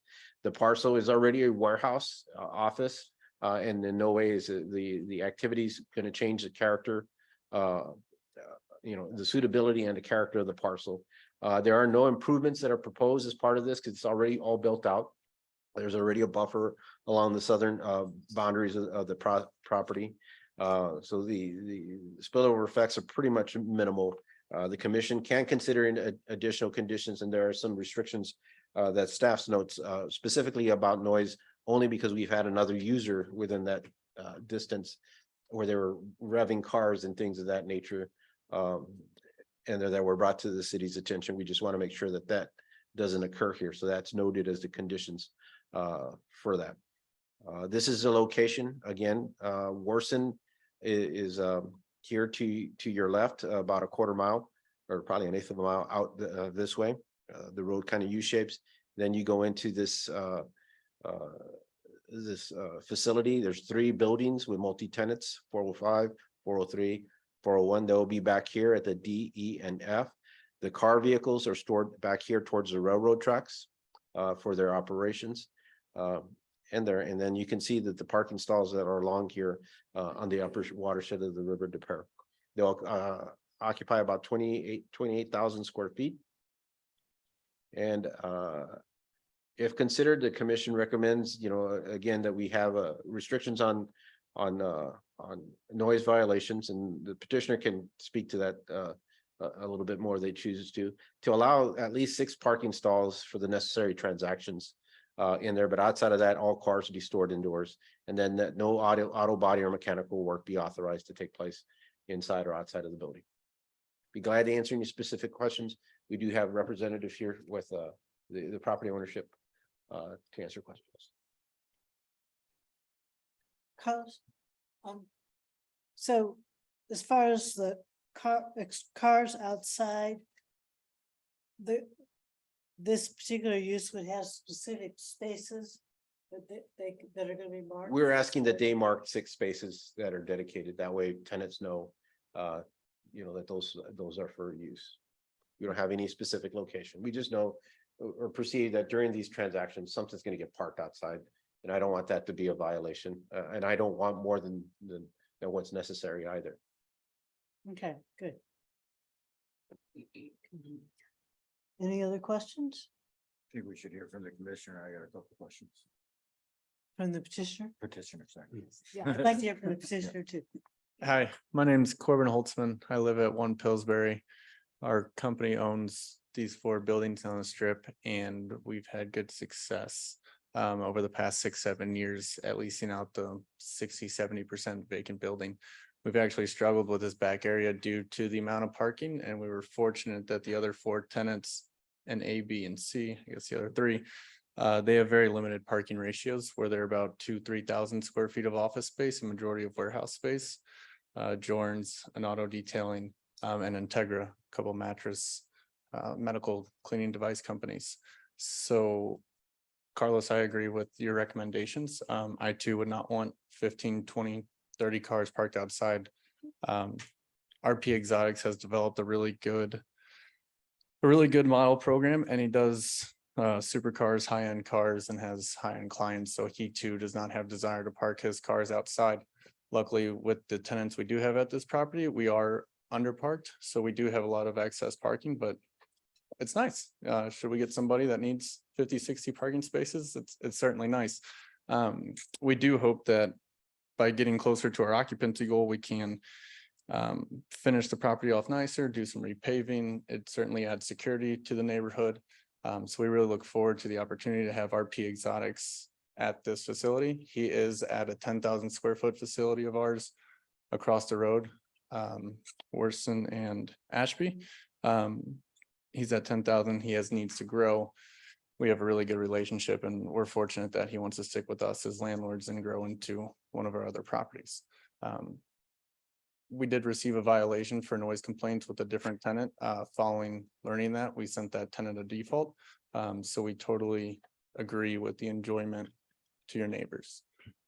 We're the property management, the owners, construction, here for zoning. Sandy Myers with us, does the brokerage leasing, and we are fully compliant, and we like our tenants very much. And so if one is unhappy, we're unhappy. So it's not fun dealing with unhappy people. But Carlos, thank you very much. And kudos to everything you've done tonight. You've relayed a lot of good information. You haven't been repetitive at all. So that's been very, very good. I'm impressed, thoroughly impressed. But yeah, if there's any questions, feel free to.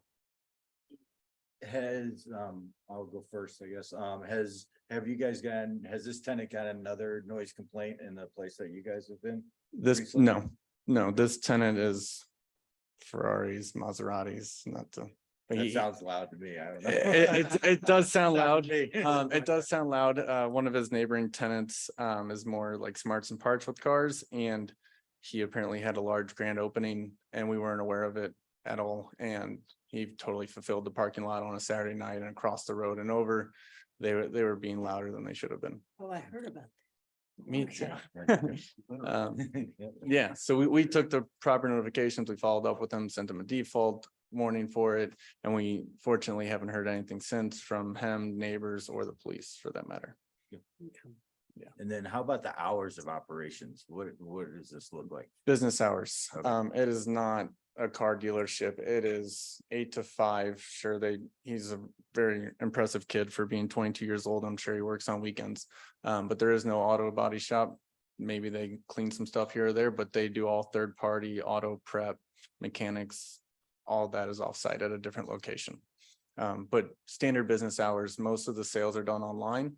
Most of the car sales, I would say majority of them are not in St. Louis. He sells a high volume of cars, some of which he doesn't even see. I don't know if I've got some pictures I can show you of what his current setup looks like inside of his space with some lifts or parked, but he's got about 7, 8, 9 offices, little wet bar for greeting area, and then car lot within his warehouse that is very fashionable. Is there any special exhaust or anything that they need in that, Carlos? No, those garages or the warehouses are all configured for that.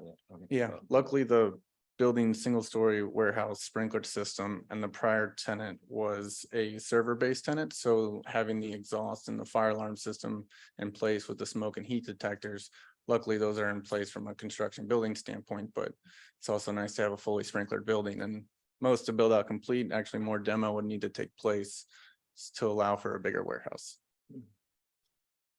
Question.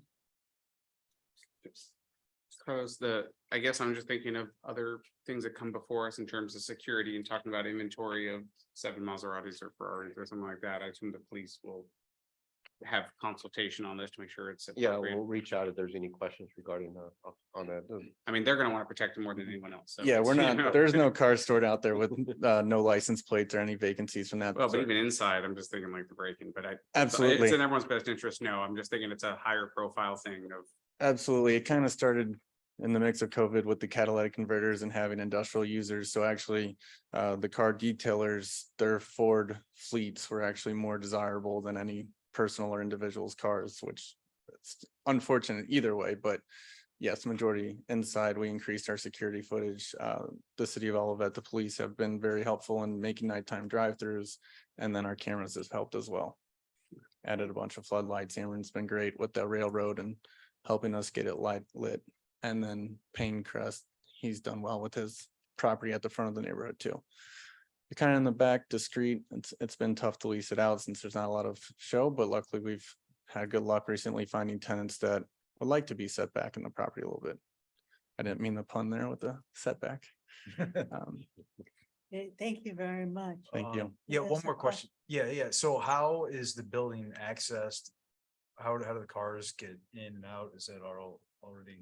So you have 10401, 0305, and as you get closer to Ashby, it hits 07. And all four of those properties are all within the Warson Commerce Center. So you have on the left side of your page is where you exit, and you can actually loop around the building behind the 05 building, come behind 07, and then you loop around to the front. So the circulation of the parking lot is fair. I meant in the building itself. Oh, so at the back of the building, there's at least four drive-ins that are all service level. So you're able to pull in from the back of the building on a 12-foot wide. There's loading docks back there. Loading docks, a handful of drive-ins. So those are already at grade and everything? Yes, sir.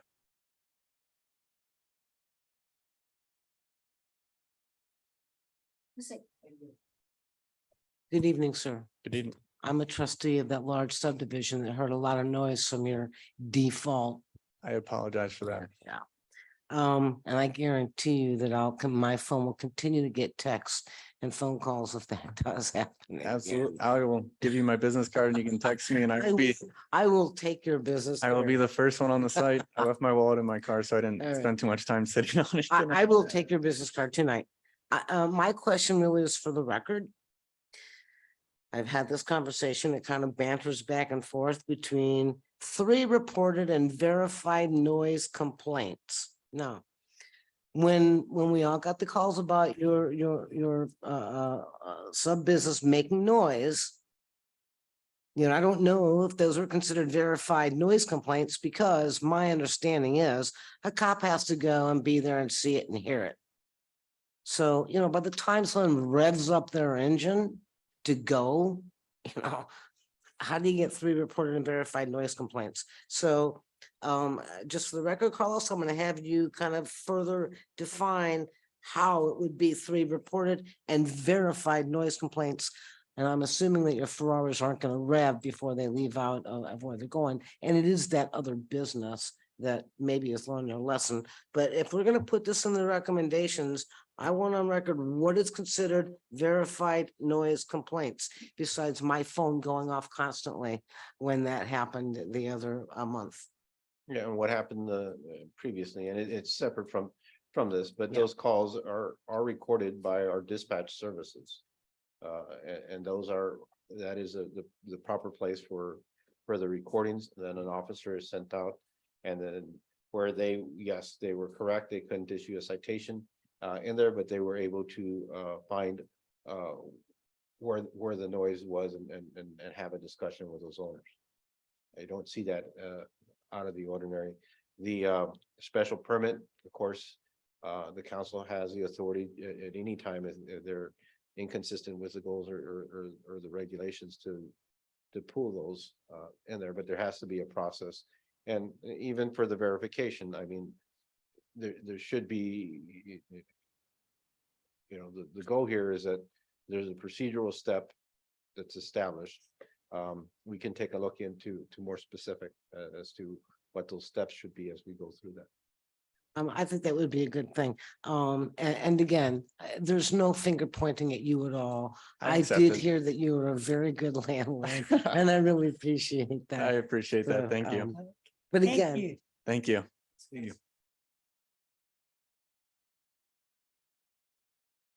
you have any other questions from the commission or anybody else from the audience? Carlos, do we have anybody online? Actually, there is nobody online anymore outside of us. Okay. What's your pleasure, guys? I'll make a motion. Motion to forward a recommendation to the city council to consider authorizing a special permit use for the operations of a consignment car sales facility at the property address of 10401 Bauer Boulevard, Suite D, E, and F, and to approve the petition for site plan and concept stormwater management plan as illustrated in the permit plans as presented on July 20th, 2023. Subject to any staff conditions noted therein. Do I hear a second? Second. Carlos, you want to take the roll? We have a motion and a second. Commissioner Spiegelglass, Approved. Commissioner Rosenberg, Approved. Commissioner Lewis, Approved. Chairman Wagner. Approved. Motion passes 4-0. The next step would be to forwarding this to the city council at their next regular meeting, which won't be till August First, 8th. No, but that's the first meeting, August 1st is on shot. August 8th. And then a public hearing would be scheduled for the 22nd. Thank you. Okay, next item is 9514 Olive Boulevard, Plant Haven Center 10 space, 9510, 9550, 9512, and 9514. Did I read that correctly?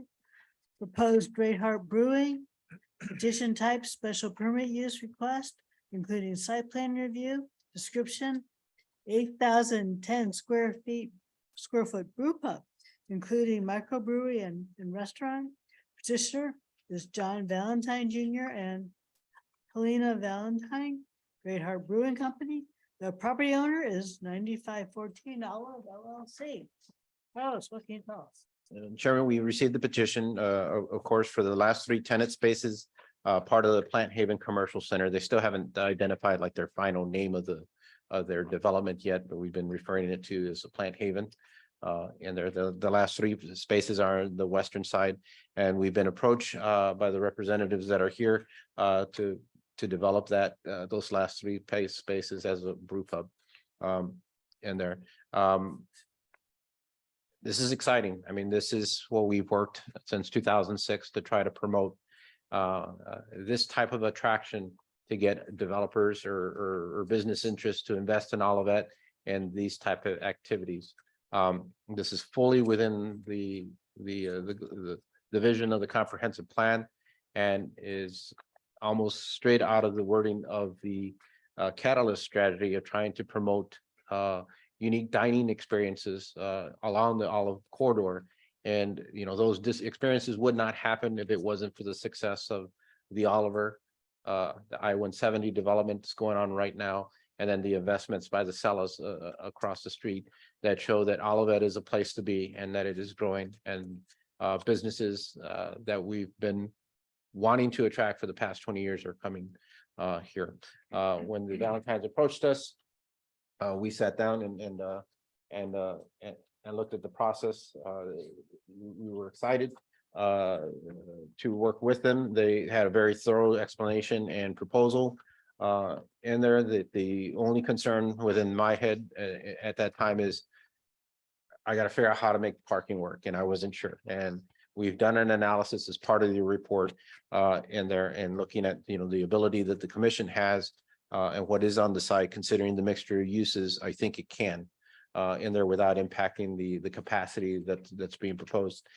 Microbreweries are pretty young business when you look at it in terms of the codes that we use from a zoning perspective and the NICS codes from the Census Bureau, because they also represent a mixture of I don't want to use the term manufacturing, but there is production that occurs, and then there is the dining And then there's the drinking experience, it's all part of the process. So it's truly kind of a mixture of uses from manufacturing to retail to personal service, all occurring in one.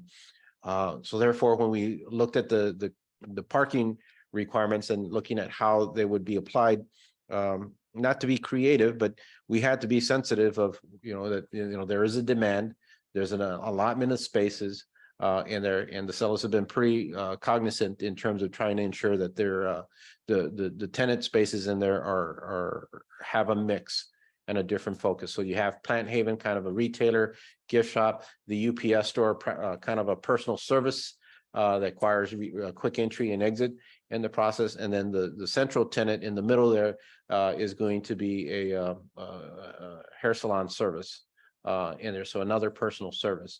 The hours of operation for the microbrewery would be pretty much more geared towards late afternoon and evenings, and then most of the days on Saturday and Sunday in the process. But that being said, again, that's kind of looking at the parking ratios and looking at it and being creative with, and there's, but when we ran the numbers, considering what the authority the commission has, and there was a little bit of overlap that I'll explain in a second. The parking works. It does meet, and here we have this discussion again. It meets the minimums in there, and sometimes from a parking perspective, that's good because you don't want to over park a site, and then you don't want to under park a site. I think one of the most successful sites we have is the shops at Price Crossing. But if you go there at noon, you'd probably be mad about what's been authorized, but the rest of the day it works wonderful in there. And that's the beauty about working within the parking confines and not having an overabundance. I think there's enough stalls here to make it work. They have a good association with the neighboring properties to lease out some additional stalls for employees to utilize, or in some of the tenants in there to open up the spaces. And I think they've been cognizant of the mixture of uses to be able to handle the full day of different parking varieties in there. But most importantly is like, can I make those numbers work? In the table that you have before you as part of your report, I think we did in there. And I'm asking the commission to first have a presentation from the petitioners, answer if there's any questions, and then consider if there's anything additional that you would like us to take a look into. We did send out notifications regarding this proposal. We received no comments.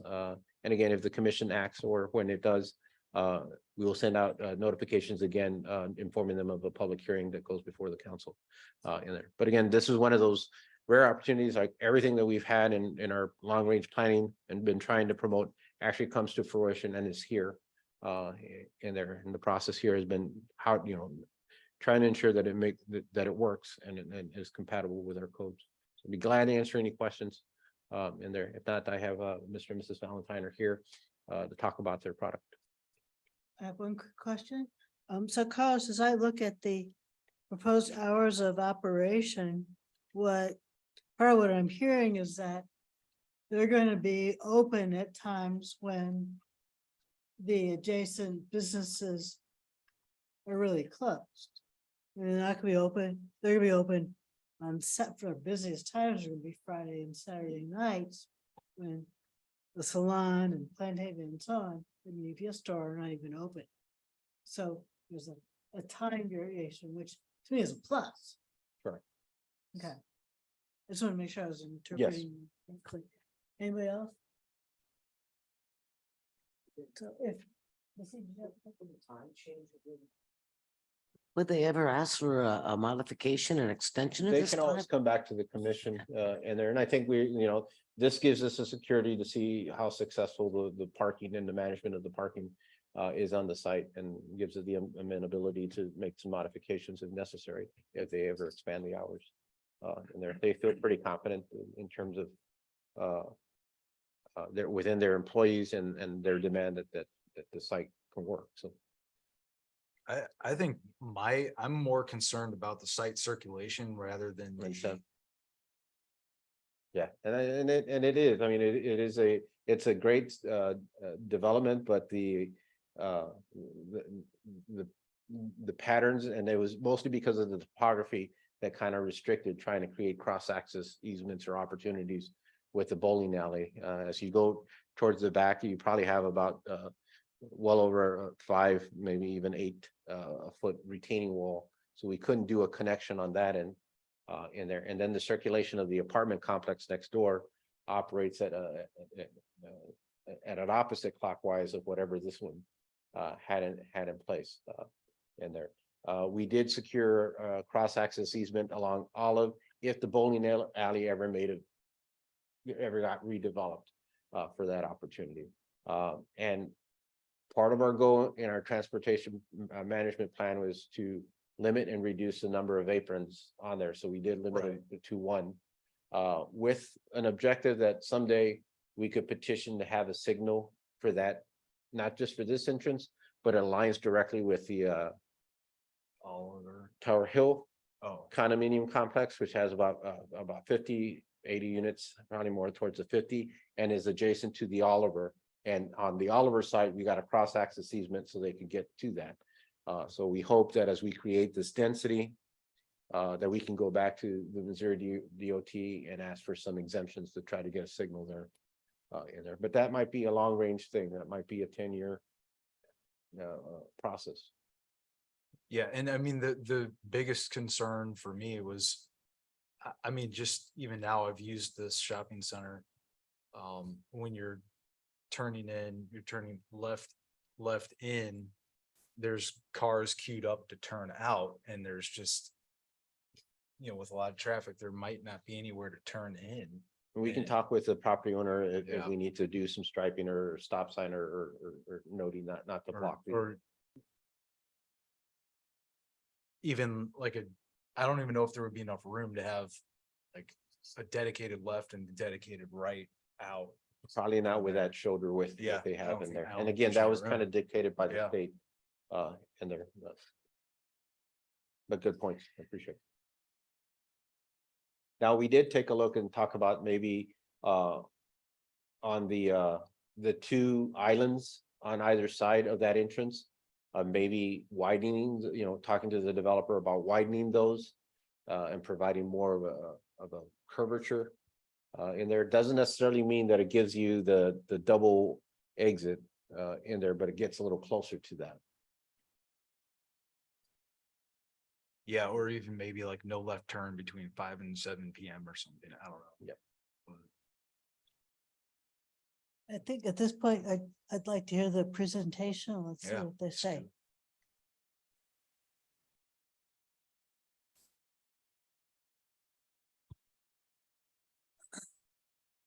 Hello, my name is John Valentine. I'm here with my wife and co-owner. I'm Helena Valentine. Yeah, and our architect, Thad. Hello. And so we're starting a European-inspired brew pub in Olivet, as you guys know. We're really trying to create this atmosphere that's really brings the European coziness to St. Louis, and also couple it with the American comfort that you see in some of the pictures that we've described.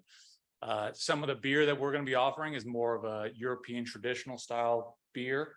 So mainly lagers away from the hoppy IPAs that you find mainly around St. Louis in the country. And yeah, we're really excited. We really think this is going to be great for the city of St. Louis, great for Olivet, and we're really eager to get this going.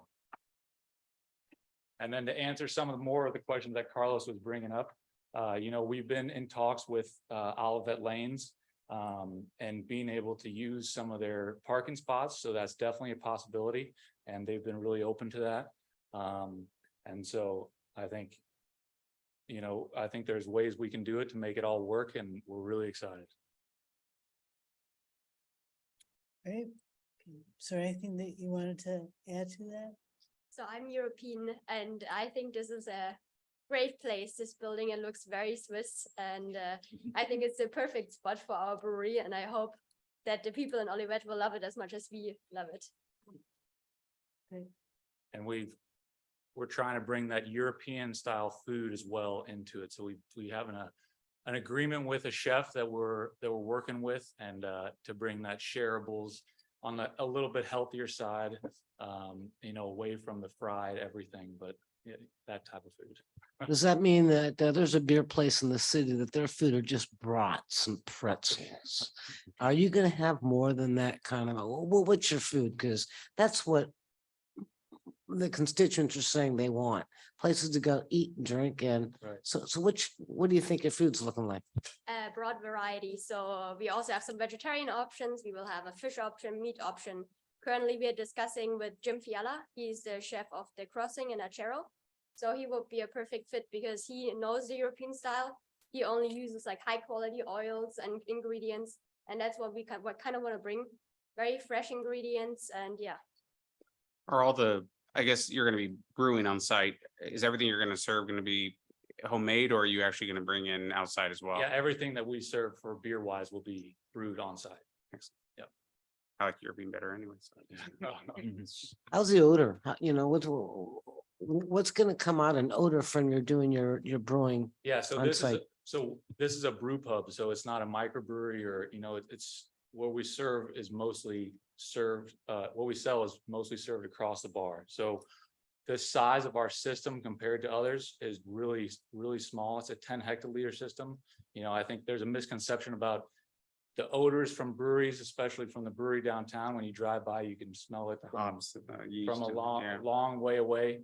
But yeah, but and they're brewing thousands of barrels 24/7. With us, we're brewing 10 hectoliters. That comes out to around 260 gallons. And we're doing that once or twice a week. And so it's really limited. Yeah, And that takes place in the building? that does.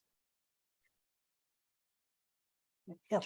So makeup air, exhaust fan, everything, where is that going? So Get into the current, so, details. yeah, so exhaust is going to be on the roof, so on the site, we don't actually have the site plan with the roof plan on it in the submission.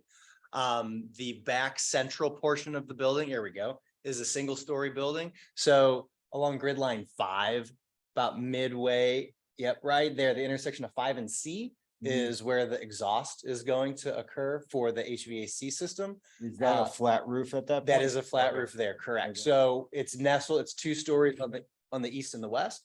And then between those 2 points, it's single story mono pitch roof back to the south side. And you have enough room to put on both the makeup air and the exhaust fan? on So that the area? makeup, correct, yes, we have for both of those to put all that there. However, the kitchen exhaust is going to have to exit out the west side. Because the kitchen, if we go to the first floor plan, the kitchen is located right there. There's the mezzanine above. There's no way to get ducts back over and out that single story portion. So we're going to have to exhaust out that southwest portion of the building. Will you show me that on the map? Or maybe I'm missing this. Is this, I'm looking at it. Can you show me where he's pointing? Right here? On the kitchen area? Yeah, that's the kitchen. So Kitchen's that whole kind of right rectangle on the upper right-hand side of the plan. that So we're you're looking at. going out back or you're going into the patio? So we ideally do not want to go to the patio. We have not begun mechanical design with the kitchen equipment manufacturers, so we're not 100% certain, but the goal is to go out the south if we can. But if we have to go out the west, then we will, because we have to. Because there's a variety of structural considerations. When this building is a bizarre hybrid. It's partially steel, but it's primarily wood framed, which creates a lack of plenum spaces that you would normally have in a conventional commercial building, which would all be steel framed, typically bar joists, open web construction, things of that nature, where you have chases to run things through. Here, there are more obstructions because of the way this building was designed and constructed structurally. So based upon those limitations is going to directly impact exactly where that exhaust hood from the kitchen is going to vent out. But obviously, the goal would be not to blast the patio with exhaust. We're trying to not blast the patio with exhaust. So hopefully it's going out the south. But again, like I said, we don't have the solution yet because we're not there yet. I would say for me, this is the big, I love the concept. I love everything about that. That is by far the biggest concern that I would have to say that's gonna come before the commission. I even putting out the back, it's an eyesore. You go by a building in Clayton that's 10 stories that they didn't do provisions for a restaurant. You see it coming out the back.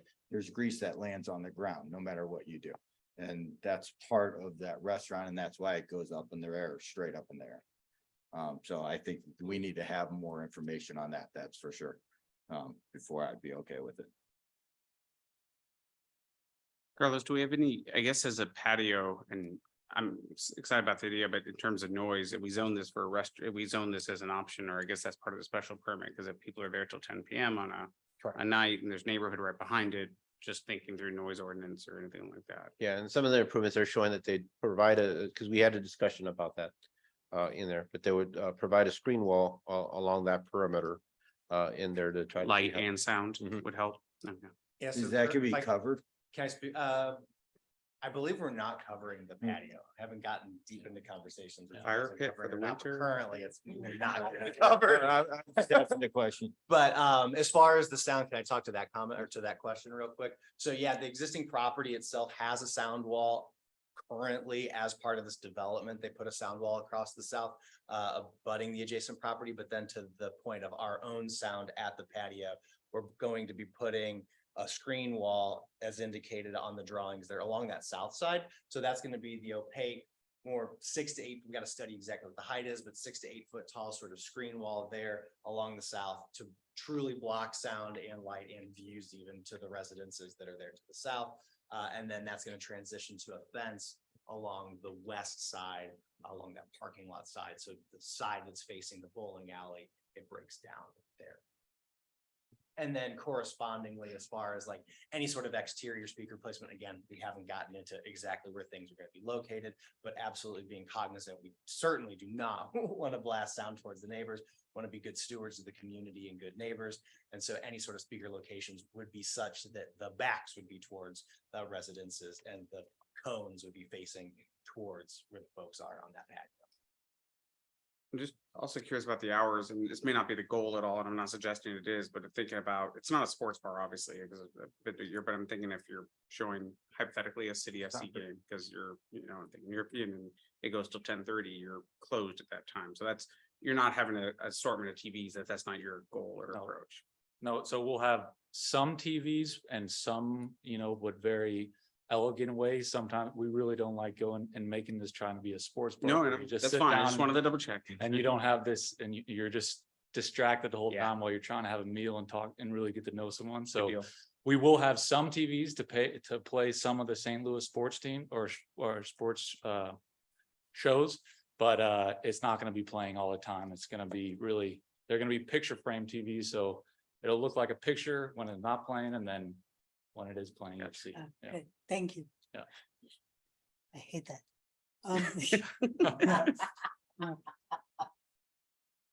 Where's my peeve? I'm a big Cardinal fan.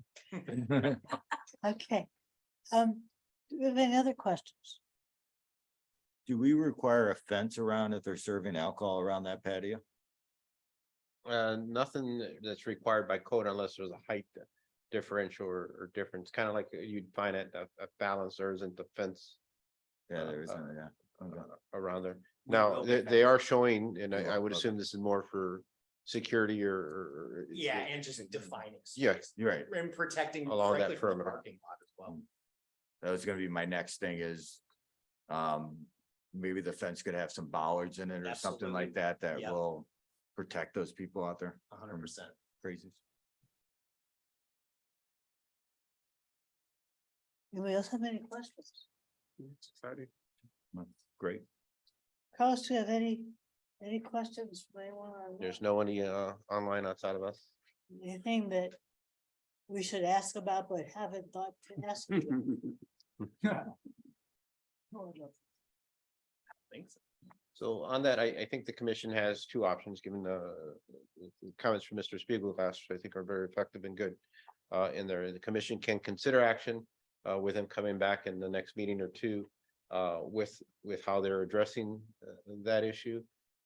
In there, you can consider looking at this as just as a concept plan as part of the authorization for the special permit, with them to come in with more final detailed plans at their own on their own timeline. We hope we can expedite the process in there. So I will note that there are those options to address this, or the commission can defer.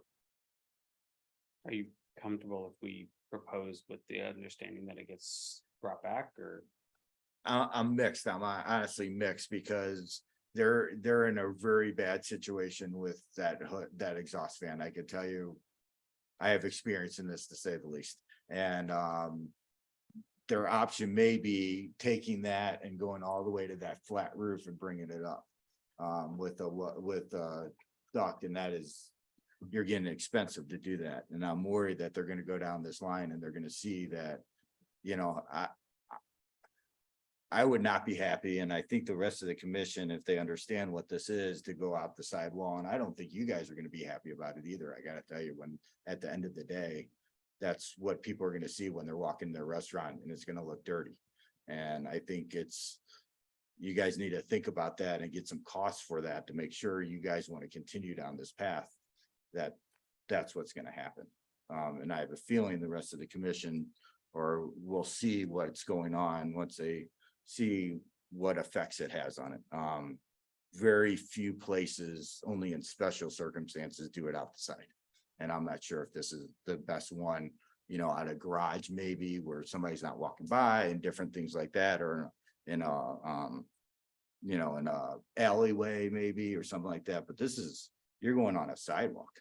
Correct. I mean, this is not ideal by any stretch of the imagination.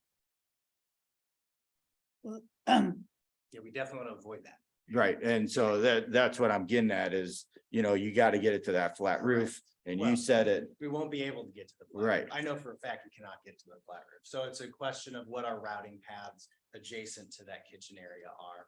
And so we have not met with the, like I said, with the kitchen. or crews you on site go to up, vet all you that. go up the slanted roof, and then you build some kind of crazy thing around that thing too as well, Correct. you know, which is all costs in it. well, Tim, what if we approved in concept so they could go forward and figure that they'll come back to us for final approval? Yeah, Once they I'm have fine all with this that. I worked just out. want to make sure they understood what risks they're doing is going forward, because I want to make sure they understand that I think this I is part of think it. it's fair to say that we love the idea. Absolutely. We love the concept. I am hopeful that you can work this out. And I don't have any particular issues other than the one Tim's brought up. So if somebody wants to make a motion, Brian, you want to give it a shot? Tim, do you, I guess if you want to phrase it just to make sure you're addressing it. Motion to forward a recommendation to the city council for consider authorizing a special use permit for the operations of an 8,010 square foot brew hub facility at the property addressed as 9514 Olive Boulevard, specifically the tenant spaces addressed as 9510, 9512, and 9514, and approval of the petition site plan as illustrated in the permit plans as presented on July 20th, 2023, as presented before the commission and noted in the memorandum from the Department of Planning and the Community Development dated July 20th, 2023, subject to any staff conditions noted therein. That it will come back to the commission once you have more details on the exhaust fan and any other penetrations that are going through that roof. Second. Okay, Carlos, can call the roll. Chairman, and I'll just note that on that second bullet point, instead of the petition for site plan, it'd be petition for conceptual site plan. In there, and then that makes it the requirement they have to come in with the final plan, if that works, okay. And then bear with me one second. Commissioner Spiegelglass, Approve. Commissioner Rosenberg, Approved. Commissioner Lewis, Approve. Commissioner Wagner. Approved. That the recommendation will go to the city council at their August 8th meeting with a public hearing on August 22nd. Thank you. Awesome. Thank you, guys. Thank you. Okay, so that should be all of our business items for tonight, correct? Did I miss anything?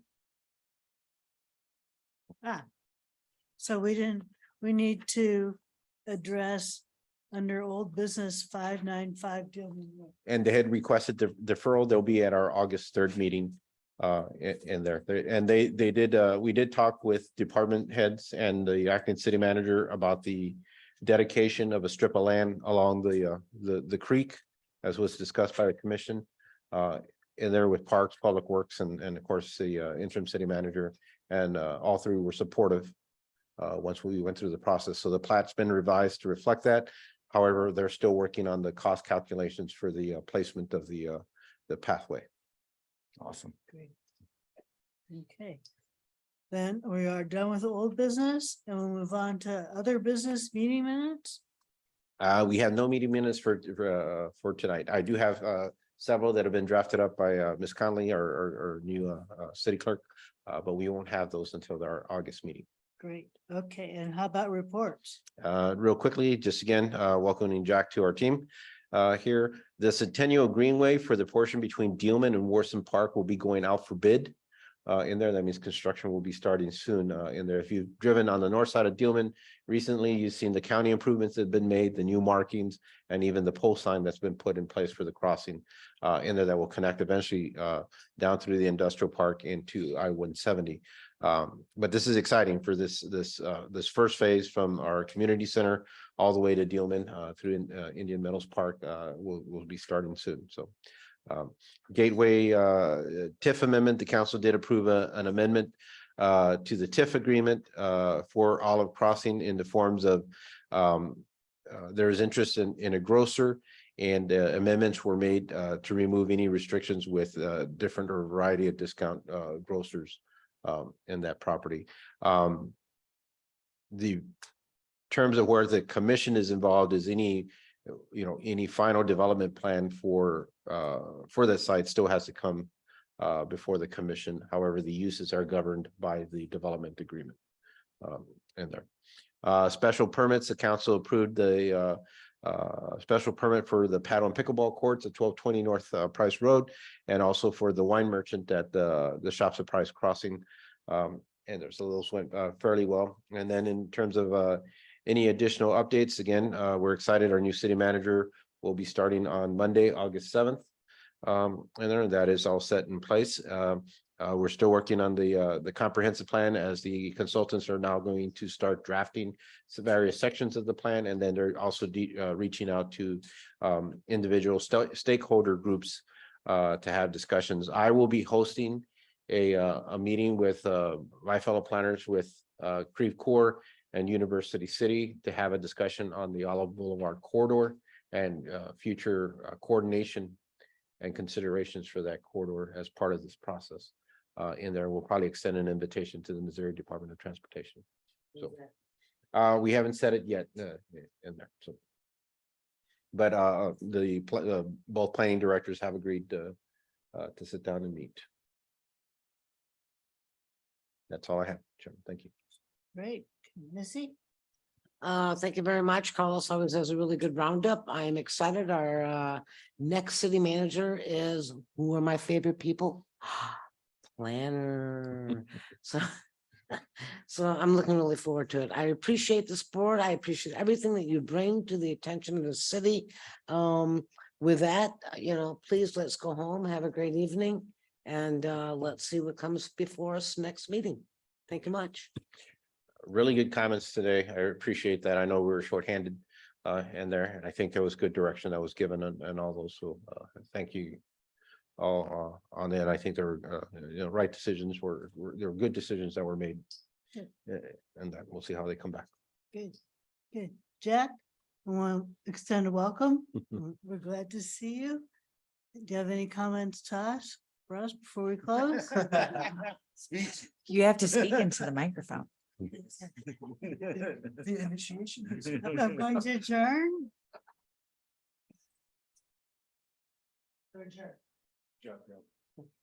Good job.